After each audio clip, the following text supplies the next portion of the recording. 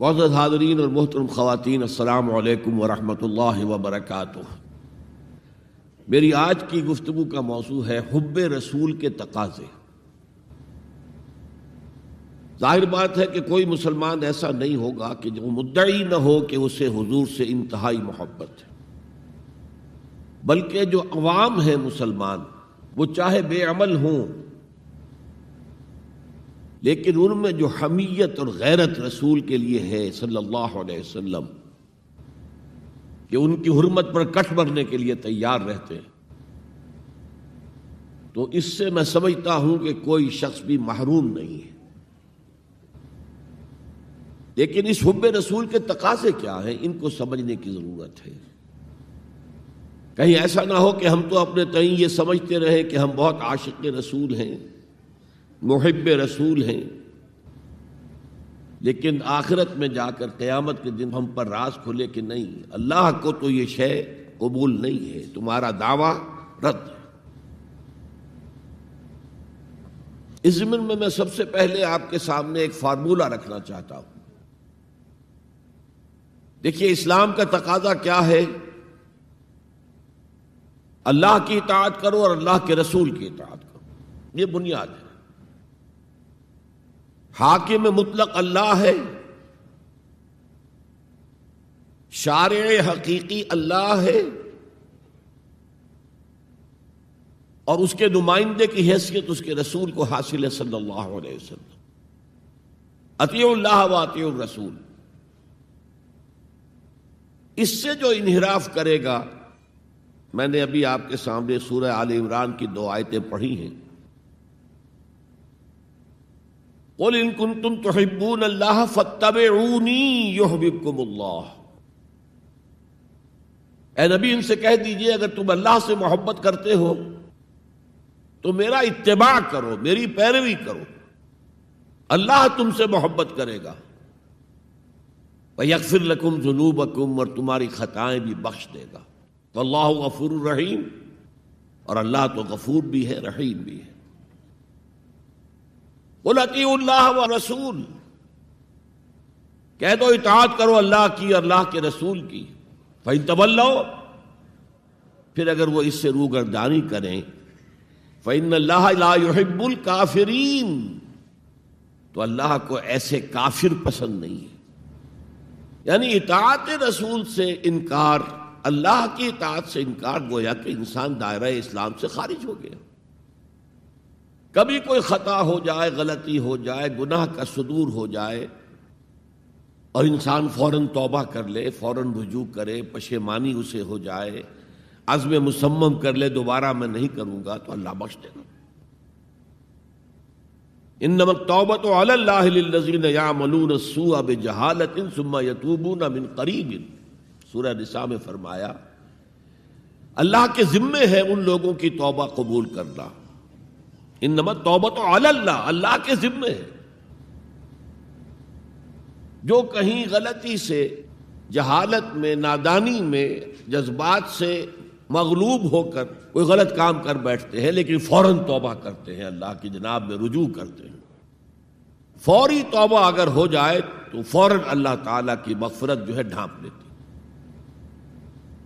لیکن اگر مستقل طور پر کسی ایک معصیت پر بھی ڈیرا ڈال دیا جائے، مثلا آج کی دنیا میں جو بہت بہت کامن شے ہے، سود جسے اللہ نے حرام قرار دیا، جس پر اللہ کی طرف سے اعلان جنگ ہے، فَأَذَنُوا بِحَرْبٍ مِّنَ اللَّهِ وَرَسُولِهِ، تو سن لو، الٹیمیٹم ہے اللہ اور اس کے رسول کی طرف سے۔ اسے اپنے کاروبار کا مستقل جز بنا لیا تو ایک غلطی، ایک گناہ بھی انسان کو ہمیشہ کے لیے جہنم میں ڈال سکتا ہے۔ بَلَىٰ مَن كَسَبَ سَيِّئَةً وَأَحَاطَتْ بِهِ خَطِيئَتُهُ فَأُولَٰئِكَ أَصْحَابُ النَّارِ هُمْ فِيهَا خَالِدُونَ۔ کیوں نہیں؟ کسی نے جان بوجھ کر ایک بڑا گناہ کمایا، چھوٹے چھوٹے گناہ جو ہے، گناہ صغیرہ، وہ تو خود بخود بھی دھلتے رہتے ہیں، اللہ کی رحمت سے صاف ہوتے رہتے ہیں۔ لیکن کسی نے کبیرہ گناہ کمایا، جان بوجھ کر کیا، اور پھر اس پر ڈیرے ڈال دیے اور وہ گناہ اس کے گرد گھیرا کر بیٹھا. احاطت بہ خطیئتہ فاولئک اصحاب النار هم فیہا خالدون، تو وہ ہے جہنمی اور اس میں ہمیشہ رہنے والے. تو اطاعت اللہ کی، اطاعت رسول کی، یہ تو اسلام کا بنیادی مطالبہ ہے. اگر یہ بھی نہیں ہے تو پھر کچھ نہیں. اگر یہ نہیں تو بابا پھر سب کہانیاں. اب ذرا اس سے قدم اوپر اٹھیے. اطاعت کے ساتھ محبت، جب اللہ کی اطاعت کے ساتھ اللہ کی محبت جمع ہو جائے گی تو اس کا نام ہے عبادت. امام ابن تیمیہ رحمۃ اللہ علیہ کے جو شاگرد رشید ہیں، حافظ ابن قیم رحمۃ اللہ علیہ، انہوں نے عبادت کی ڈیفینیشن کی ہے. عبادت کیا ہے؟ العبادت تجمع اصلین، دو بنیادی چیزوں کو جمع کرنے سے عبادت وجود میں آتی ہے. غایت الحب وغایت الذل والخضوع، حد درجے کی اللہ کی محبت اور حد درجے میں اللہ کے سامنے گویا کہ پست ہو جانا، جھک جانا، بچھ جانا. انتہائی اطاعت، انتہائی محبت. انتہائی میں کیوں کہہ رہا ہوں؟ سورہ بقرہ کے 20ویں رکوع کی پہلی آیت ہے والذین آمنوا اشد حبا للہ، اور جو لوگ صاحب ایمان ہوتے ہیں وہ شدید ترین ہوتے ہیں اللہ کی محبت میں. بعد میں یہ تو مثبت انداز ہے، منفی انداز میں جو آیت آئی ہے وہ بہت سخت وعید والی ہے، وہ میں بعد میں آپ کو سناؤں گا، تلاوت میں نے کی ہے. فارمولہ یہ ہے اللہ کی اطاعت جمع شدید محبت برابر ہے عبادت کے. اور یہ عبادت جو ہے ہمارا مقصد تخلیق قرار دیا گیا. سورہ زاریات کی یہ آیت آپ میں سے حضرات کے علم میں ہوگی، وَمَا خَلَقْتُ الْجِنَّ وَالْإِنسَ إِلَّا لِيَعْبُدُونَ، میں نے جنوں اور انسانوں کو نہیں پیدا کیا مگر صرف اپنی عبادت کے لیے. یہ ہمارا مقصد تخلیق ہے. اس میں سے اطاعت والے حصے کی صحیح ترجمانی کی شیخ سعدی رحمۃ اللہ علیہ نے، زندگی آمد برائے بندگی. زندگی تو آئی ہے اطاعت کے لیے، بندگی کے لیے، غلامی کے لیے، عبدیت کے لیے. زندگی آمد برائے بندگی، زندگی بے بندگی شرمندگی. اگر اللہ کی بندگی ہی نہیں ہے تو سراسر شرمندگی ہے یہ، اور کچھ بھی نہیں. تو اللہ تعالیٰ کی عبادت جس کے لیے ہمیں پیدا کیا گیا، اسی کی دعوت تمام رسولوں نے دی. یا قوم اعبدوا اللہ ما لکم من الہ غیرہ، اے میری قوم کے لوگوں اللہ کی عبادت کرو، تمہارا کوئی معبود اس کے سوا نہیں ہے. حضرت نوح کی دعوت بھی یہی تھی، حضرت ہود کی بھی یہی تھی، حضرت صالح کی بھی یہی تھی، حضرت شعیب کی بھی یہی تھی. بس فرق کیا ہے کہ پہلے رسول آتے تھے اپنی اپنی قوموں کی طرف صرف، لہذا آپ کو ان رسولوں کے ضمن میں ملے گا یا قوم اعبدوا اللہ ما لکم من الہ غیرہ، اے میری قوم کے لوگوں اللہ کی عبادت کرو، اللہ کی بندگی کرو، اللہ کی پرستش کرو، اسی کو اپنا محبوب اصلی بناؤ اور اس کے ہر حکم کی اطاعت کرو. یا قوم اعبدوا اللہ ما لکم من الہ غیرہ. نبی اکرم صلی اللہ علیہ وسلم پر آ کر چونکہ آپ کی بعثت ہے پوری نوع انسانی کے لیے، تو اب یا قومے کا لفظ نہیں رہا، یا ایھا الناس، اے لوگو، اے بنی نوع انسان. یا ایھا الناس اعبدوا ربکم الذی خلقکم والذین من قبلکم لعلکم تتقون. اے لوگو عبادت کرو، بندگی کرو، پرستش کرو اپنے اس رب کی جس نے تمہیں بھی پیدا کیا اور جو تم سے پہلے تھے ان کو بھی پیدا کیا تاکہ تم بچ سکو. یہ کیوں کہا دوہرا کر تم سے پہلوں کو بھی پیدا کیا؟ اس لیے کہ اکثر و بیشتر گمراہ لوگ مشرکین کیا کہتے تھے اپنے رسولوں سے کہ ہم تو بس جی اپنے آباء و اجداد کے راستے پر چلیں گے، ما وجدنا علیہ آباءنا، جس طریقے پر، جس طرز عمل پر ہم نے اپنے آباء و اجداد کو پایا ہے ہم نے اسی پر چلنا ہے. تو واضح کر دیا تم بھی مخلوق ہو وہ بھی مخلوق تھے، تم بھی انسان ہو وہ بھی انسان تھے، تم سے بھی غلطی ہو سکتی ہے ان سے بھی ہو سکتی تھی، لہذا یہ اصول نہیں ہے کہ جو بھی آباء و اجداد کی ریتیں ہیں، رسمیں ہیں، طریقے ہیں اور جو ان کے عقیدے ہیں انہی کو آپ لے کر چلیں، بلکہ آپ تو تلاش کریں صحیح عقیدہ کیا ہے، صحیح زندگی گزارنے کا طریقہ کیا ہے، اس کو اختیار کریں۔ تو یا ایھا الناس اعبدوا ربکم الذی خلقکم والذین من قبلکم لعلکم تتقون، تاکہ تم بچ جاؤ جہنم کی آگ سے۔ یہ جو میں نے بتایا کہ اطاعت کلی، ہمہ تن، ہمہ وقت، ہمہ وجوہ، جزوی اطاعت نہیں، بس یہ ذرا نوٹ آف کوشن ہے۔ اگر ہم اللہ کا ایک حکم مانیں گے، ایک نہیں مانیں گے، یہ جزوی اطاعت ہے، یہ اللہ کو قبول نہیں ہے۔ اللہ کی طرف سے تو یوں سمجھیے کہ پیکج ڈیل ہے، ٹیک اٹ اور لیو اٹ، لینا ہے تو پورا لو ورنہ دفع ہو جاؤ، اللہ کو تمہاری ضرورت نہیں ہے، تمہیں اللہ کی ضرورت ہے۔ یا ایھا الذین آمنوا ادخلوا فی السلم کافہ، اے ایمان والو اسلام میں داخل ہونا تو پورے کے پورے ہو، ادھورے نہیں۔ اور سورہ بقرہ کی آیت نمبر 85 کے اندر تو جو وعید آئی ہے، افتؤمنون ببعض الکتاب وتکفرون ببعض، کیا تم ہماری کتاب، ہماری شریعت کے کچھ حصے کو مانتے ہو اور کچھ کو رد کرتے ہو؟ فما جزاء من یفعل ذلک منکم، تو جو کوئی بھی تم میں سے یہ روش اختیار کریں گے ان کی کوئی سزا اس کے سوا نہیں ہے، کان کھول کر سنیے، ان کی کوئی سزا اس کے سوا نہیں ہے کہ دنیا میں ذلیل و خوار کر دیے جائیں اور قیامت کے دن یردون الی اشد العذاب، شدید ترین عذاب میں جھونک دیے جائیں۔ وما اللہ بغافل عما تعملون، اللہ غافل نہیں ہے، بے خبر نہیں ہے، لا علم نہیں ہے اس سے کہ جو تم کر رہے ہو۔ تم اپنی داڑھیوں کے طول سے اللہ کو دھوکہ نہیں دے سکتے، تم اپنے پائجاموں کو ٹخنوں سے اوپر رکھے اللہ کو دھوکہ نہیں دے سکتے کہ تم بہت متبع رسول ہو، تم اپنے عمروں اور حجوں سے اللہ کو دھوکہ نہیں دے سکتے، اللہ کو معلوم ہے کہ حرام کی کمائی سے حج کیا ہے تم نے، حرام کی کمائی سے عمرہ کیا ہے تم نے۔ تو یہ جو جزوی اطاعت ہے کوئی اطاعت نہیں، اللہ کو قبول نہیں۔ آدمی سوچتا ہے کہ چلیے میں نے یہ کام اچھے کیے، یہ برے کیے، مجھے اچھے کاموں کا کچھ کریڈٹ بھی تو ملنا چاہیے نا، لیکن نہیں، اللہ کہتا ہے جزوی اطاعت منہ پر دے ماری جائے گی، اور جو دنیا کی سزا ہے وہ تو ہم اپنی آنکھوں سے دیکھ رہے ہیں۔ 130، 140 یا 150 کروڑ مسلمان دنیا میں ہیں، ذرا اندازہ کیجیے، لیکن ہماری رائے کی کوئی اہمیت ہے؟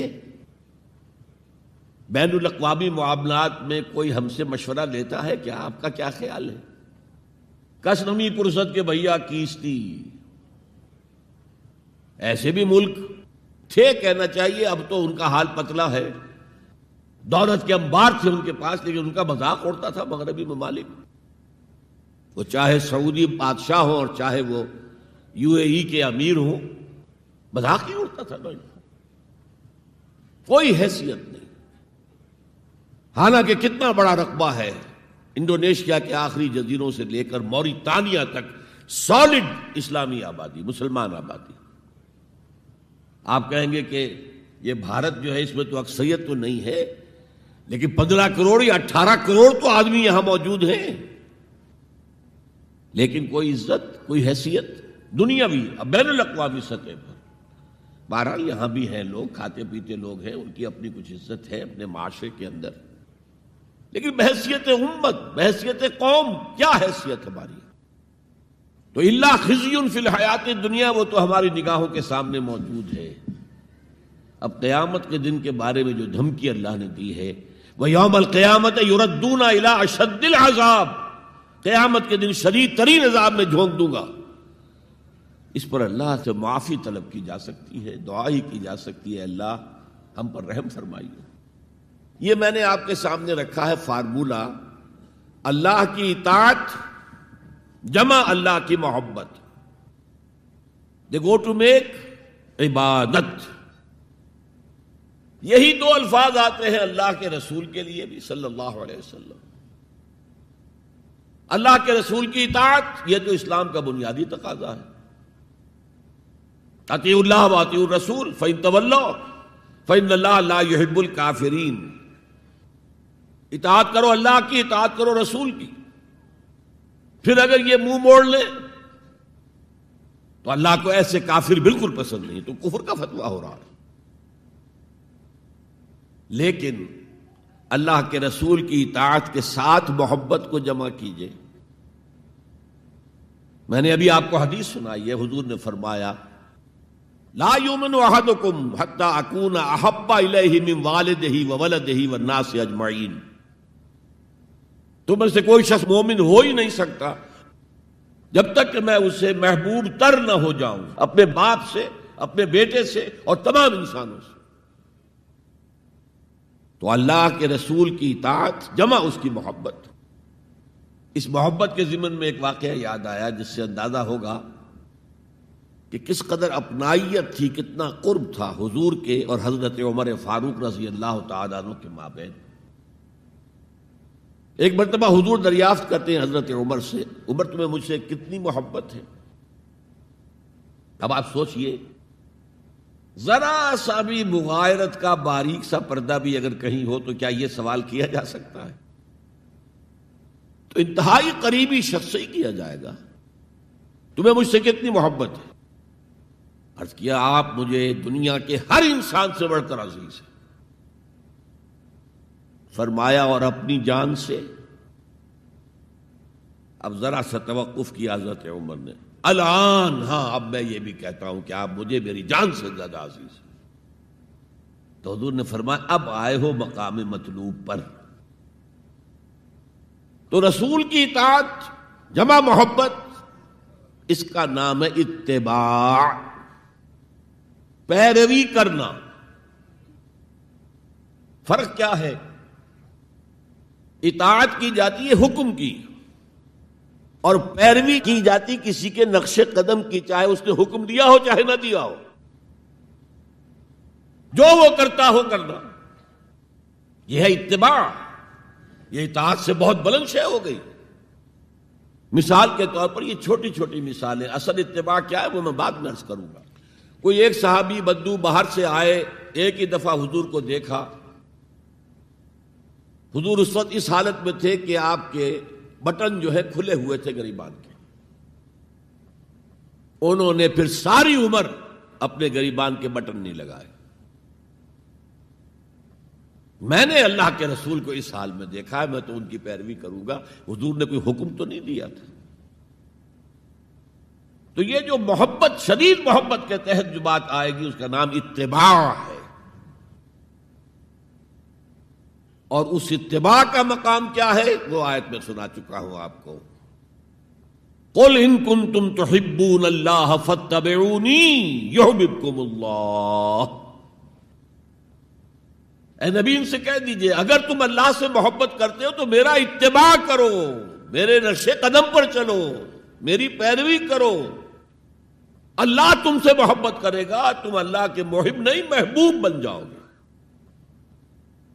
اور اگر کہیں کوئی لغزش ہو گئی، کوئی خطا ہو گئی، کہیں جذبات کی رو میں بہہ کر کوئی گناہ کر بیٹھے تو اللہ معاف فرما دے گا. اللہ بڑا غفور ہے، اللہ بڑا رحیم ہے.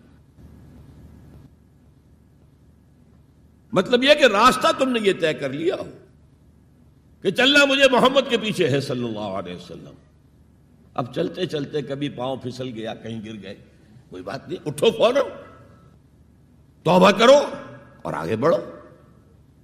تو خطا اگر ہو بھی جائے گی، کہیں لغزش ہو جائے، کہیں چلتے چلتے پاؤں پھسل جائے کیچڑ میں، یا کوئی کیلے کا چھلکا آ گیا پاؤں تلے، گر گئے، کوئی حرج نہیں، اٹھو دوبارہ.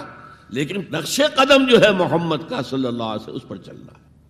یہ اس اتباع کا ذکر آیا ہے سورہ اعراف کی ان آیات میں. آپ کو معلوم ہے کہ حضرت موسیٰ علیہ السلام کو جب تورات پر طلب کیا گیا تو کوہ طور پر تورات دینے کے لیے، تو پہلے 30 دن کے لیے بلایا تھا، پھر 10 دن کا اور اضافہ کر دیا گیا، 40 دن ہو گئے. فَتَمَّتْ مِيقَاتُ رَبِّكَ 40 لَيْلَةً. اس اثنا میں پیچھے فتنے میں مبتلا ہو گئے بنی اسرائیل. سامری، اس نے ایک ڈھونگ رچایا اور ایک بچڑا جو ہے وہ سونے چاندی کا بنایا ہوا بچڑا ڈھال کر کھڑا کر دیا، اس میں سے کوئی تھوڑی سی آواز بھی نکلتی تھی، کوئی ایسی ہے کہ ہوا گزرتی تھی تو آواز سے آتی تھی۔ کہا یہ ہے تمہارا الہ۔ یہ تو موسیٰ تو بھول گیا کہاں گیا ہے، کوہ طور کے اوپر کس خدا سے ملنے گیا ہے، خدا تو یہ ہے۔ اور بنی اسرائیل کے بہت سے لوگ اس فریب میں آ گئے اور بچڑے کی پوجا کرنے لگے۔ اب جب حضرت موسیٰ آئے، اور آپ کو معلوم ہے حضرت موسیٰ کا مزاج جلالی تھا، وہ پتھر کی تختیاں لے کر آئے تھے کہ جن پر کوہ طور پر اللہ تعالیٰ نے اپنے احکام عشرہ جو ہیں، دی 10 کمانڈمنٹس مشہور، وہ کندہ کر کے آپ کو دیے تھے، وہ ہاتھ میں لے کر آئے۔ یہاں معلوم ہوا یہ صورت پیش آ گئی ہے۔ فَأَلْقَى الْأَلْوَاحَ، تو وہ تختیاں تو آپ نے زمین پہ ڈالی، اور پھر جو احتساب کیا ہے، پہلے تو اپنے بھائی حضرت ہارون کا، ان کی داڑھی کے بال پکڑے، ان کے سر کے بال پکڑے اور کھینچا اپنی طرف۔ اس نے کہا کہ بھائی مجھے ذلیل نہ کرو لوگوں کے سامنے، میں نے انہیں روکا لیکن یہ تو مجھے قتل کرنے پر تل گئے تھے، اور مجھے اندیشہ یہ ہوا کہ کہیں آپ واپس آ کر یہ نہ کہیں ان فرقت بین بنی اسرائیل، کہ تم نے تو بنی اسرائیل کے درمیان تفرقہ پیدا کر دیا۔ تو میں نے کہا آپ ہی واپس آ کر نپٹے۔ اب پہلی بات نوٹ کیجئے، تاریخ انسانی کا یہ عظیم واقعہ ہے، کئی ہزار یہودی اپنے اپنے قبیلے کے لوگوں کے ہاتھوں ذبح کیے گئے اس پر۔ اللہ تعالیٰ نے حکم دیا اور حضرت موسیٰ نے وہ حکم دیا، اللہ کا حکم موسیٰ نے پہنچایا کہ 12 قبیلے نا، ہر قبیلے کے جن لوگوں نے یہ حرکت کی ہے ان کو اسی قبیلے کے لوگ اپنے ہاتھ سے ذبح کریں۔ اب یہ بہت بڑی توبہ تھی، بہت بڑی توبہ تھی، بہت بڑی توبہ تھی، اپنے قبیلے کے لوگوں کو قتل کر دینا۔ پھر وہ 70 نمائندے لے کر تمام جو بڑے لوگ تھے کوہ طور پر حاضر ہوئے، اجتماعی طور پر اللہ سے عفو و درگزر کی درخواست بھی کرنے کی۔ وہاں اللہ نے زبردست زلزلہ بھیج دیا، محسوس ہوا اب سب ہلاک ہو جائیں گے۔ حضرت موسیٰ نے کہا پروردگار تو چاہتا تو مجھے اور اس قوم کو پہلے ہی ہلاک کر دیتا، تو ہمیں نکال کر لایا ہے آل فرعون کے پنجوں سے، تو نے ہمیں نجات دی ہے، تو پروردگار ہمارے لیے اپنی رحمت طے کر دے، لکھ دے، فاکتب لنا، ہمارے لیے طے کر دے، لکھ دے اپنی رحمت۔ اس پر فرمایا اللہ نے دیکھو موسیٰ، میری ایک رحمت تو عام ہے، وسعت کل شیء، رحمتی وسعت کل شیء، ہر شے کے ساتھ ہے، اور ایک میری خاص رحمت ہے، وہ میں لکھ دوں گا، طے کر کے رکھ دوں گا، للذین یتبعون الرسول النبی الامی، ان لوگوں کے لیے جو میرے رسول نبی امی پر ایمان لائیں گے اور ان کا اتباع کریں گے۔ یہاں بھی لفظ اتباع آیا، اور اس میں پھر حضور صلی اللہ علیہ وسلم کی کچھ شان بیان ہوئی ہے، بات لمبی ہو جائے گی، اور پھر فرمایا یہ گویا کہ اتباع کی تفسیر آ رہی ہے۔ اتباع کا مطلب کیا ہے؟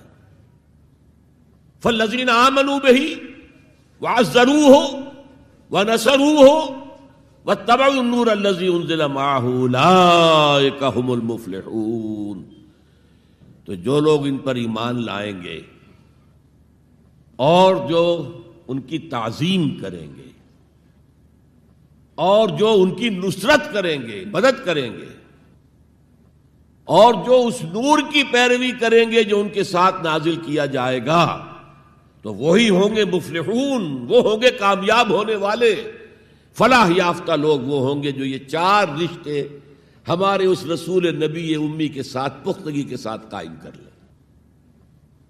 یہ 4 رشتے کیا ہیں؟ اتباع رسول کا تقاضا اول تو ان 4 الفاظ کے حوالے سے سمجھیے، پھر ذرا ایک دوسرے انداز میں بھی بیان کروں گا۔ فالذین آمنوا بہ، پہلا قدم ایمان، لیکن ایمان کے سمجھ لیجئے اچھی طرح 2 درجے ہیں۔ آپ میں سے بہت سے حضرات کو مجھے توقع ہے ایمان مجمل، ایمان مفصل یاد ہوں گے۔ ایمان مجمل کیا ہے؟ آمنت باللہ کما ہوا باسمائہ و صفاتہ و قبلت جمیع احکامہ اقرار باللسان و تصدیق بالقلب۔ پہلا درجہ ہے اقرار باللسان، اشہد ان لا الہ الا اللہ اشہد ان محمد رسول اللہ. کوئی ہو، ہندو ہو، سکھ ہو، پارسی ہو، عیسائی ہو، یہودی ہو، یہ کلمہ پڑھے اور وہ مسلمان ہو گیا.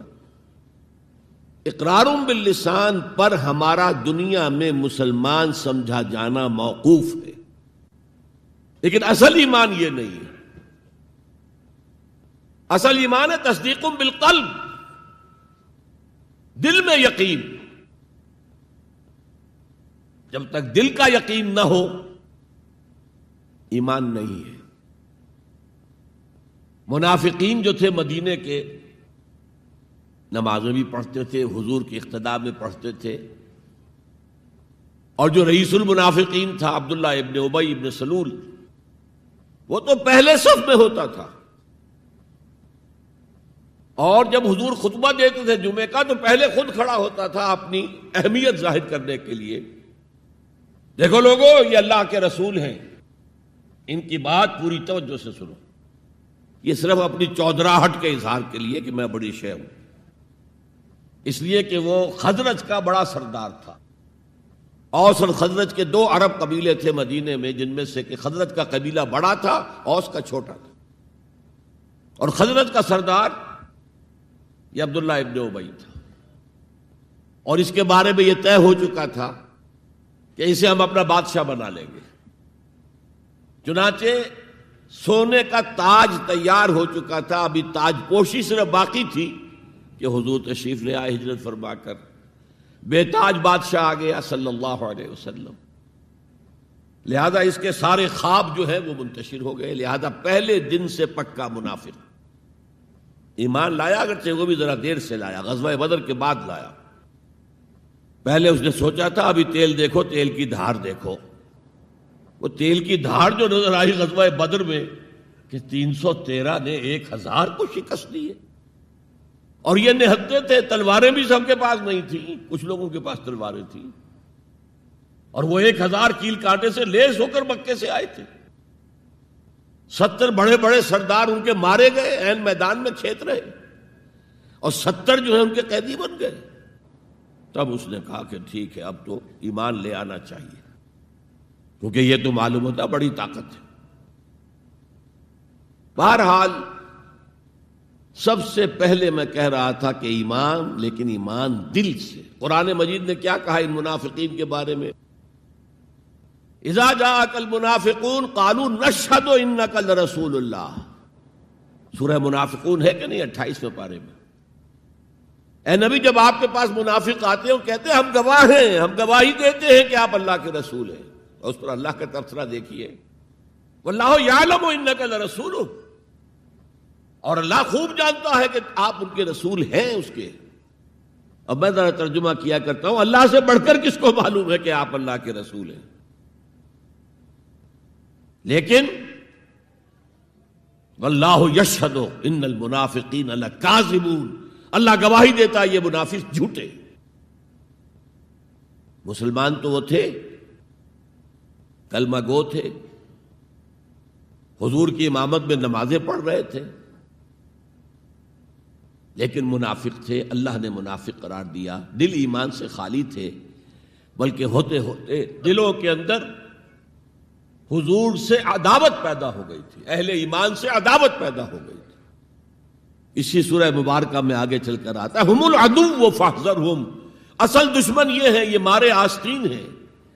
جو کافر ہیں وہ تو باہر سے حملہ کرتے ہیں، پتہ چلتا ہے، سامنے سے آ کر لاٹھی مار رہا ہے کوئی آپ کو. یہ تو آپ کے آستین کے اندر بیٹھے ہوئے ہیں مسلمان بن کر، اور یہ وہاں سے ڈنک ماریں گے، مارے آستین. بہرحال اب ہم میں سے ہر ایک کو جائزہ لینا ہوگا. اپنے گریبان میں جھانکیں، اپنے دل کی گہرائیوں کو ٹٹولیں. یقین والا ایمان ہے ہمارے پاس یا نہیں؟ یہ یقین والے ایمان کا میں اگر آپ کو انگریزی میں ترجمہ کر کے بتاؤں تو شاید آپ زیادہ بہتر سمجھیں. Personal conviction, it's a racial creed. ہم ایک نسل ہیں، اپنے والدین سے ہم نے کچھ چیزیں سیکھی ہیں، والدین اس میں بلیو کرتے تھے، اللہ، رسول، قرآن، کتاب، جنت، دوزخ، قیامت، ہم بھی مانتے ہیں. بس اٹس اے ریشیل کریڈ. یہ تو ایک نسلی عقیدہ ہے. اصل شے جو ضروری ہے پرسنل کنوکشن، اپنا یقین، ذاتی یقین. تو سب سے پہلے تو اللہ کے رسول صلی اللہ علیہ وسلم کی رسالت پر یقین. اور میں نے آپ کو حدیث سنائی تھی ابھی، لا یؤمن احدکم حتی یکون ہواہ تبعا لما جئت بہ.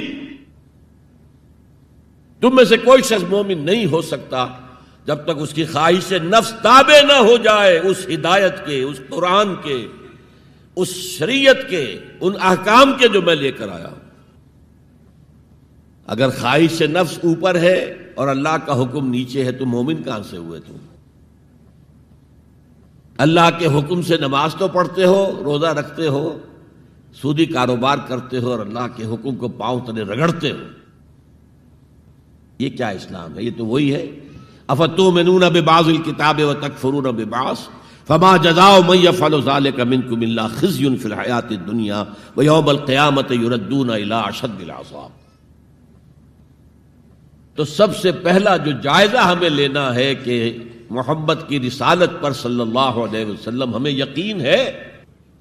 یقین، تصدیق تو ہم کرتے ہیں، زبان سے کہتے ہیں، لیکن یقین، جس یقین کا نتیجہ یہ نکلے کہ پھر نفس کے سارے تقاضے نیچے ہو جائیں اور حضور کی لائی ہوئی ہدایت، حضور کی لائی ہوئی شریعت بالاتر ہو جائے. نمبر 2 فرمایا وَعَزَّرُوهُ، ان کی تعظیم کریں. آپ کی جناب میں کوئی گستاخی ہو جائے ایمان کے لالے پڑ جائیں گے اور آخرت برباد ہو جائے گی. اس تعظیم میں کیا کیا چیزیں شامل ہیں؟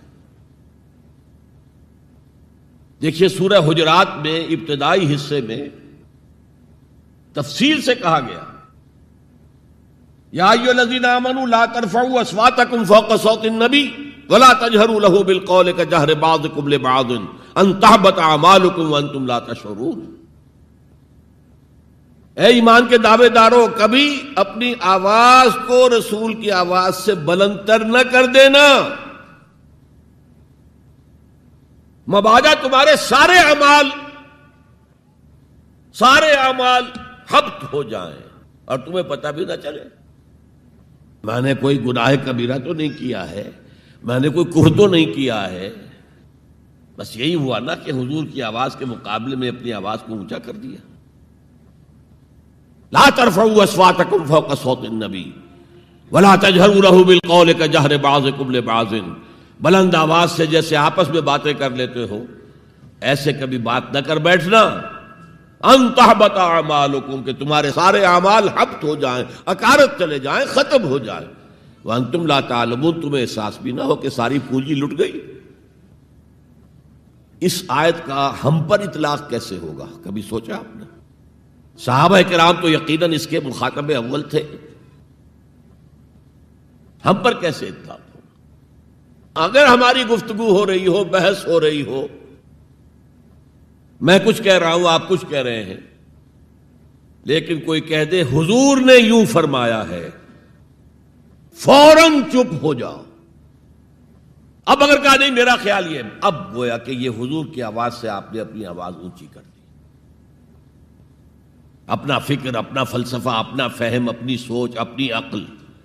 ہاں بعد میں تحقیق کر لو یہ جو کہا تھا کہ حضور نے فرمایا بھی ہے کہ نہیں ہے، حدیث صحیح ہے کہ نہیں ہے، مستند ہے کہ نہیں ہے. لیکن اس وقت آواز بند کر لینا لازم ہوگا کہ اس کے بعد اقول نہیں کہہ سکتا میں یہ کہتا ہوں. اس کا تو مطلب یہ کہ آپ بد مقابل بن کر رسول کے آ رہے ہیں. تو لا ترفعوا اصواتکم فوق صوت النبی ولا تجہروا له بالقول کجہر بعضکم لبعض ان تحبط اعمالکم وانتم لا تشعرون. صحابہ کے بارے میں آپ نے سنا ہوگا کہ حضور کی محفل میں ایسے بیٹھے ہوتے تھے ساکت و صامت، جیسے کہ ان کے سروں پر پرندے بیٹھے ہوئے ہیں اور انہیں اندیشہ ہے کہ ذرا سا بھی ہلیں گے تو پرندہ اڑ جائے گا. اس قدر ادب. حضور صحابہ سے سوال کرتے تھے، اور یہ آپ کا طریقہ تھا تعلیم کا، کہ پہلے ایک سوال سامنے لایا جائے تاکہ ان کا ذہن کھلے، سوچیں خود بھی. یہ تعلیم کا بہترین طریقہ ہے. اس کے بعد ہوتا کیا تھا؟ جواب نہیں دیتے تھے، اللہ و رسولہ عالم، اللہ اور اس کا رسول بہتر جانتے. پھر اگر دوبارہ آپ پوچھتے تھے تو جو بھی سمجھ میں آتا تھا کہتے تھے. مجھے یاد آ رہی ہے ایک حدیث، اور اچھا ہے کہ وہ آپ سن لیں، اس لیے کہ عام شکایت یہ ہے کہ مذہبی لوگ معاملات میں اچھے نہیں ہوتے. مسجدیں بنوائیں گے، مسجدوں میں قالین بچھوائیں گے، وہاں پر فانوس لگوائیں گے، سب کچھ کریں گے، مدرسوں کی خدمت کریں گے، علماء کی خدمت کریں گے، لیکن معاملات، تجارت، کاروبار، بین الانسانی تعلقات، عام شکایت ہے، اس کی وہ پرواہ نہیں کرتے، حقوق العباد کا لحاظ نہیں. تو حضور نے ایک مرتبہ پوچھا صحابہ سے، اتدرون من المفلس، تم جانتے ہو مفلس کون ہوتا؟ صحابہ نے جواب دیا، المفلس عندنا من لا درہم لہ ولا دینارا. حضور ہم اس شخص کو مفلس سمجھتے ہیں جس کے پاس درہم و دینار نہیں ہے. ہم کہیں گے روپیہ پیسہ نہیں ہے. فرمایا نہیں، میری امت کا مفلس وہ ہوگا جو بہت سی نمازیں لے کر آئے گا، بہت سے روزے لے کر آئے گا، بہت سے حج لے کر آئے گا، بہت سے عمرے لے کر آئے گا، لیکن اس کے ساتھ ہی قد شتم ھذا، فلاں شخص کو گالی دی تھی، واکل مال ھذا، فلاں شخص کا مال کھا لیا تھا، فلاں شخص پر تہمت لگائی تھی. اب وہ سارے دعوے دار آ جائیں گے، اللہ اس نے میرے ساتھ یہ کیا. ٹھیک ہے بھائی، اس کی نمازیں تم لے جاؤ، اور تو کچھ ہے نہیں، کوئی کرنسی تو ہے نہیں وہاں، نہ ڈالر ہے نہ یورو ہے، کچھ بھی نہیں، اعمال کی کرنسی ہے، نیکی تم لے جاؤ. کوئی اور دعوے دار آیا، روزہ وہ لے گیا، اس کے پاس کچھ نہیں رہا. دعوے دار اب بھی باقی ہیں.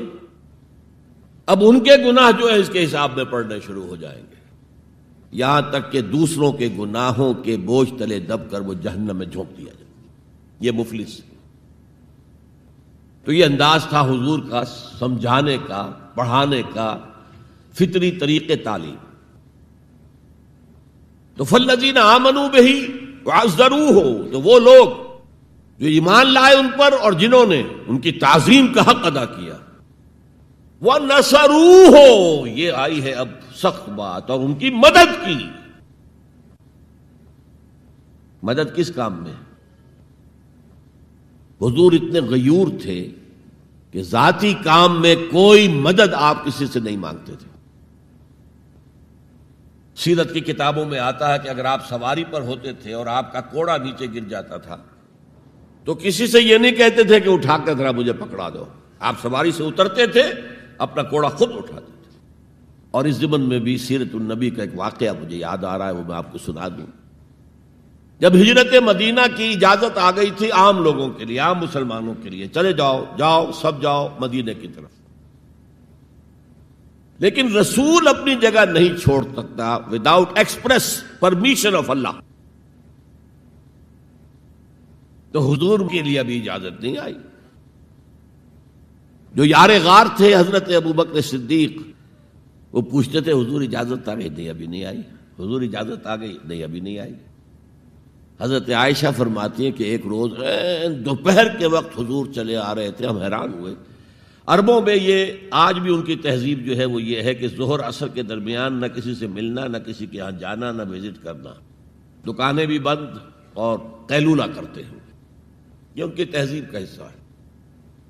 تو ہم حیران ہوئے، آپ نے اپنے سر کو ڈھانپا ہوا تھا کپڑے سے اور آپ تشریف لائے، اور آ کر آپ نے خوشخبری دی حضرت ابوبکر کو کہ ہجرت کی اجازت آ گئی ہے. اب اس پر حضرت ابوبکر کو بڑی خوشی ہوئی، بڑے احساس مسرت کے ساتھ عرض کرتے ہیں، حضور میں نے 2 اونٹنیاں تیار کر رکھی ہیں، خوب کھلا پلا کے انہیں فربا کیا ہوا ہے، تکڑا کیا ہوا ہے. حضور تھوڑا سا توقف کر کے فرماتے ہیں، ٹھیک ہے لیکن 1 اونٹنی کی قیمت میں ادا کروں گا. حضرت ابوبکر رو پڑے، حضور مجھ سے بھی یہ مغایرت، کہ میری اونٹنی کی بھی آپ قیمت دینا چاہتے ہیں؟ تو نصرت جو ہے اس کے بارے میں جان لیجئے کہ یہ تو حضور کا جو مشن تھا اس میں مدد، کوئی ذاتی اپنے کسی کام کے لیے آپ نے کبھی کسی سے مدد طلب نہیں کی. جو مشن اللہ نے ڈال دیا تھا کندھے پر، هو الذی ارسل رسولہ بالہدی ودین الحق لیظہرہ علی الدین کلہ ولو کرہ المشرکون. وہی تو ہے اللہ جس نے بھیجا ہے اپنے رسول محمد کو صلی اللہ علیہ وسلم الہدا دے کر، قرآن حکیم دے کر اور دین حق دے کر. صرف قرآن نہیں، دین حق. جو عربی سے واقف ہیں کچھ لوگ وہ سوچتے ہوں گے کہ جو واو آیا ہے درمیان میں، یہ واو تفسیری ہے، یہ واو عطف ہے. اگر یہ واو عطف ہے تو مغایرت ہو جائے گی. الہدا کچھ اور ہے، دین حق کچھ اور ہے، مغایرت لازم ہے معطوف اور معطوف علیہ کے اندر. وہ مغایرت کیا ہے؟ صرف قرآن پر کوئی نظام نہیں بن سکتا. نظام بنتا ہے جب قرآن پر سنت رسول کا اضافہ کیا جائے. لہذا دین حق صرف قرآن نہیں ہے، قرآن بما سنت رسول صلی اللہ علیہ وسلم اب نظام بنتا ہے.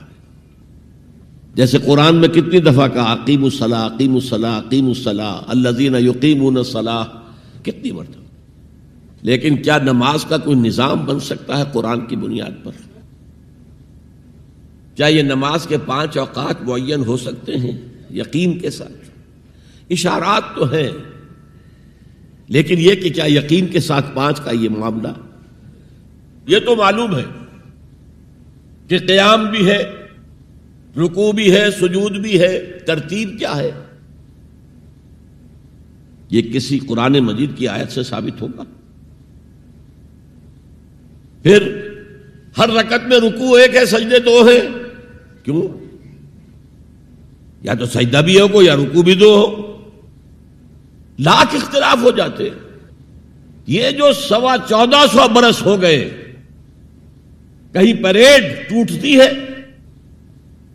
اگر یہ ہوتا کسی کے نزدیک رکوع بھی 2 ہے تو ایک رکوع کے بعد دوسرا رکوع کرتا، باقی لوگ گئے ہوتے سجدے کے اندر. ٹوٹ گئی نا پریڈ. اور کسی کی رائے یہ ہوتی کہ سجدہ بھی ایک ہی ہے تو وہ ایک سجدہ کر کے کھڑا ہو جاتا، دوسرے ابھی دوسرا سجدہ کر رہے ہیں. تو وہ کہہ سکتا تھا کہ یہ ناداں گر گئے سجدے میں جب وقت قیام آیا، اب تو وقت قیام آ چکا تھا. ہے ایسا اختلاف کوئی؟ سن 62 میں پہلی مرتبہ جب حج پر گیا ہوں تو سب سے بڑا تاثر میرا یہی تھا کہ 1400 برس ہو گئے ہیں اور امت کتنے وسیع علاقے میں پھیلی ہے. ہر نسل کے لوگ اس میں آئے ہیں، ہر رنگ کے لوگ آئے ہیں، ہر جغرافیائی پس منظر کے لوگ آئے ہیں، ہر تاریخی پس منظر کے لوگ آئے ہیں. لیکن یہ نماز میں تو کوئی فرق نہیں، نماز ٹوٹتی نہیں کہیں. پریڈ، ایک پریڈ چل رہی ہے.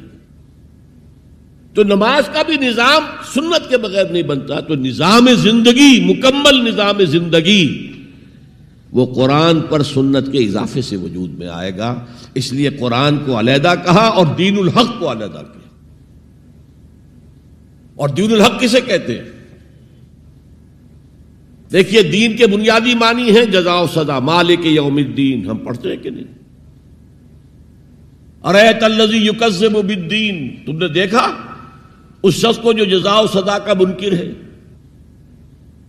اب یہ جزا و سزا یقیناً کسی قانون کے تحت ہوتا ہے، اور قانون کا ساتھ تصور ہے قانون بنانے والا کون ہے. جس کو آپ مانیں گے قانون بنانے والا اور اس کی اطاعت میں پورا نظام زندگی دے دیں گے، اس کا دین ہے جو آپ نے اختیار کیا ہے. قرآن مجید میں مرکب اضافی کی شکل میں اس دین کی نسبت یا بادشاہ مصر کی طرف ہوئی ہے یا اللہ کی طرف ہوئی ہے. ما کان لیاخذ اخاہ فی دین الملک، حضرت یوسف کے پاس علیہ الصلوۃ والسلام جب اتنے طویل عرصے کے بعد 11 بھائی آئے، ان میں بنیامین بھی تھا جو آپ کا حقیقی بھائی تھا. اسے اپنے پاس روکنا چاہتے تھے. لیکن جس بادشاہ کے تحت وہ سارا نظام تھا وہ بادشاہ تو نہیں تھے نا، تو بادشاہ تو وہ تھا جس نے خواب دیکھا تھا کہ 7 دبلی گائیں جو ہیں وہ 7 موٹی گائے کو کھا گئی، نگل گئی، اس کی تعبیر بتائی تھی، تبھی تو جیل سے نکلے تھے۔ اب یہ کہ بہت بڑے افسر تھے، بڑے وزیر تھے، آپ انہیں جو چاہے کہہ لیں، لیکن بادشاہ تو نہیں تھے نا، نظام تو بادشاہ کا تھا، اور بادشاہ کے قانون کے مطابق وہ باہر سے آئے ہوئے کسی شخص کو اپنے پاس روک نہیں سکتے تھے۔ ما کان لیاخذ اخاہ فی دین الملک، تو اللہ تعالیٰ نے وہ پھر ہیلا نکالا ان کے لیے، تفصیل آپ کے علم میں ہے۔ کذالک کدنا لیوسف، ہم نے اس طریقے سے ایک تدبیر کر دی یوسف کے لیے، اللہ نے اپنے ذمے لے لی بات۔ تو دین الملک، دین الملک کیا ہے؟ بادشاہ مطاع مطلق ہے، ساورینٹی بلونگز ٹو ہم، بادشاہ ہو یا کوئن ہو، وہ قانون بنائے گا اور اس کے تحت آپ کو زندگی بسر کرنی ہوگی، یہ دین الملک۔ اور دین اللہ کیا ہے؟ اللہ مطاع مطلق، اللہ ساورن، ان الحکم الا للہ لا یشرک فی حکمہ احدا، اس نے جو قانون دیا ہے اس کے تحت پوری زندگی، سیاسی نظام اسی کے تحت ہو، معاشی نظام اسی کے تحت ہو، کرمنل لا اس کے تحت ہو، سول لا اس کے تحت ہو، لا آف انہیریٹنس اس کے تحت ہو، قانون شہادت اس کے تحت ہو، سماجی نظام وہ بھی اللہ کے حکم کے مطابق ہو، تو وہ ہے دین اللہ، اللہ مطاع مطلق، اس کے قانون کے تحت پوری زندگی کا آ جانا۔ اذا جاء نصر اللہ والفتح ورأیت الناس يدخلون فی دین اللہ افواجا، جب اللہ کی مدد آ گئی اور فتح آ گئی، اور اے نبی آپ نے دیکھا کہ اب لوگ جوق در جوق آ رہے ہیں، فوج در فوج آ رہے ہیں، گروہ در گروہ آ رہے ہیں، قبیلوں کے وفد پر وفد چلے آ رہے ہیں اسلام لانے کے لیے، تو یہ کیفیت کیا تھی؟ دین اللہ میں داخل ہونے کا ان کا فیصلہ۔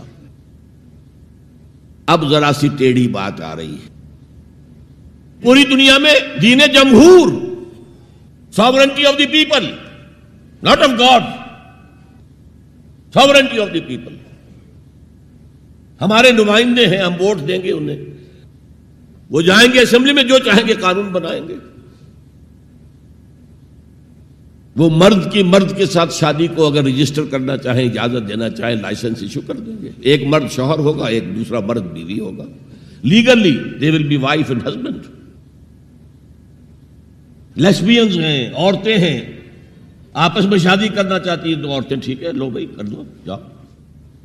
ہومو سیکسولیٹی جائز ہے بالکل، بلکہ اب تو اسے کہا جا رہا ہے کہ یہ نارمل انکلینیشن مانی جانی چاہیے، ہومو سیکسولیٹی، ہم جنس پرستی، اسے کوئی برا نام دینا ہی نہیں چاہیے، اٹس اے نارمل ایٹیٹیوڈ۔ یہ ہے اس سوشل انجینئرنگ پروگرام کا معاملہ کہ جو ابھی چند سال پہلے جو یونائٹڈ نیشنز آرگنائزیشن کی جنرل اسمبلی نے جو سوشل انجینئرنگ پروگرام بنایا ہے نوع انسانی کے لیے، اس میں تو کیا مقصد تھا حضور کا؟ کہ آپ کو دی گئی کتاب نمبر 1 الہدیٰ، اور نمبر 2 دین حق، تاکہ دین کو غالب کرے۔ ایک پیارا سا خیال آیا ذہن میں، دیکھیے یہ آپ کا عام محاورہ ہے، ایک میان میں 2 تلواریں نہیں سما سکتی، ایک جگہ 2 دین نہیں ہو سکتے،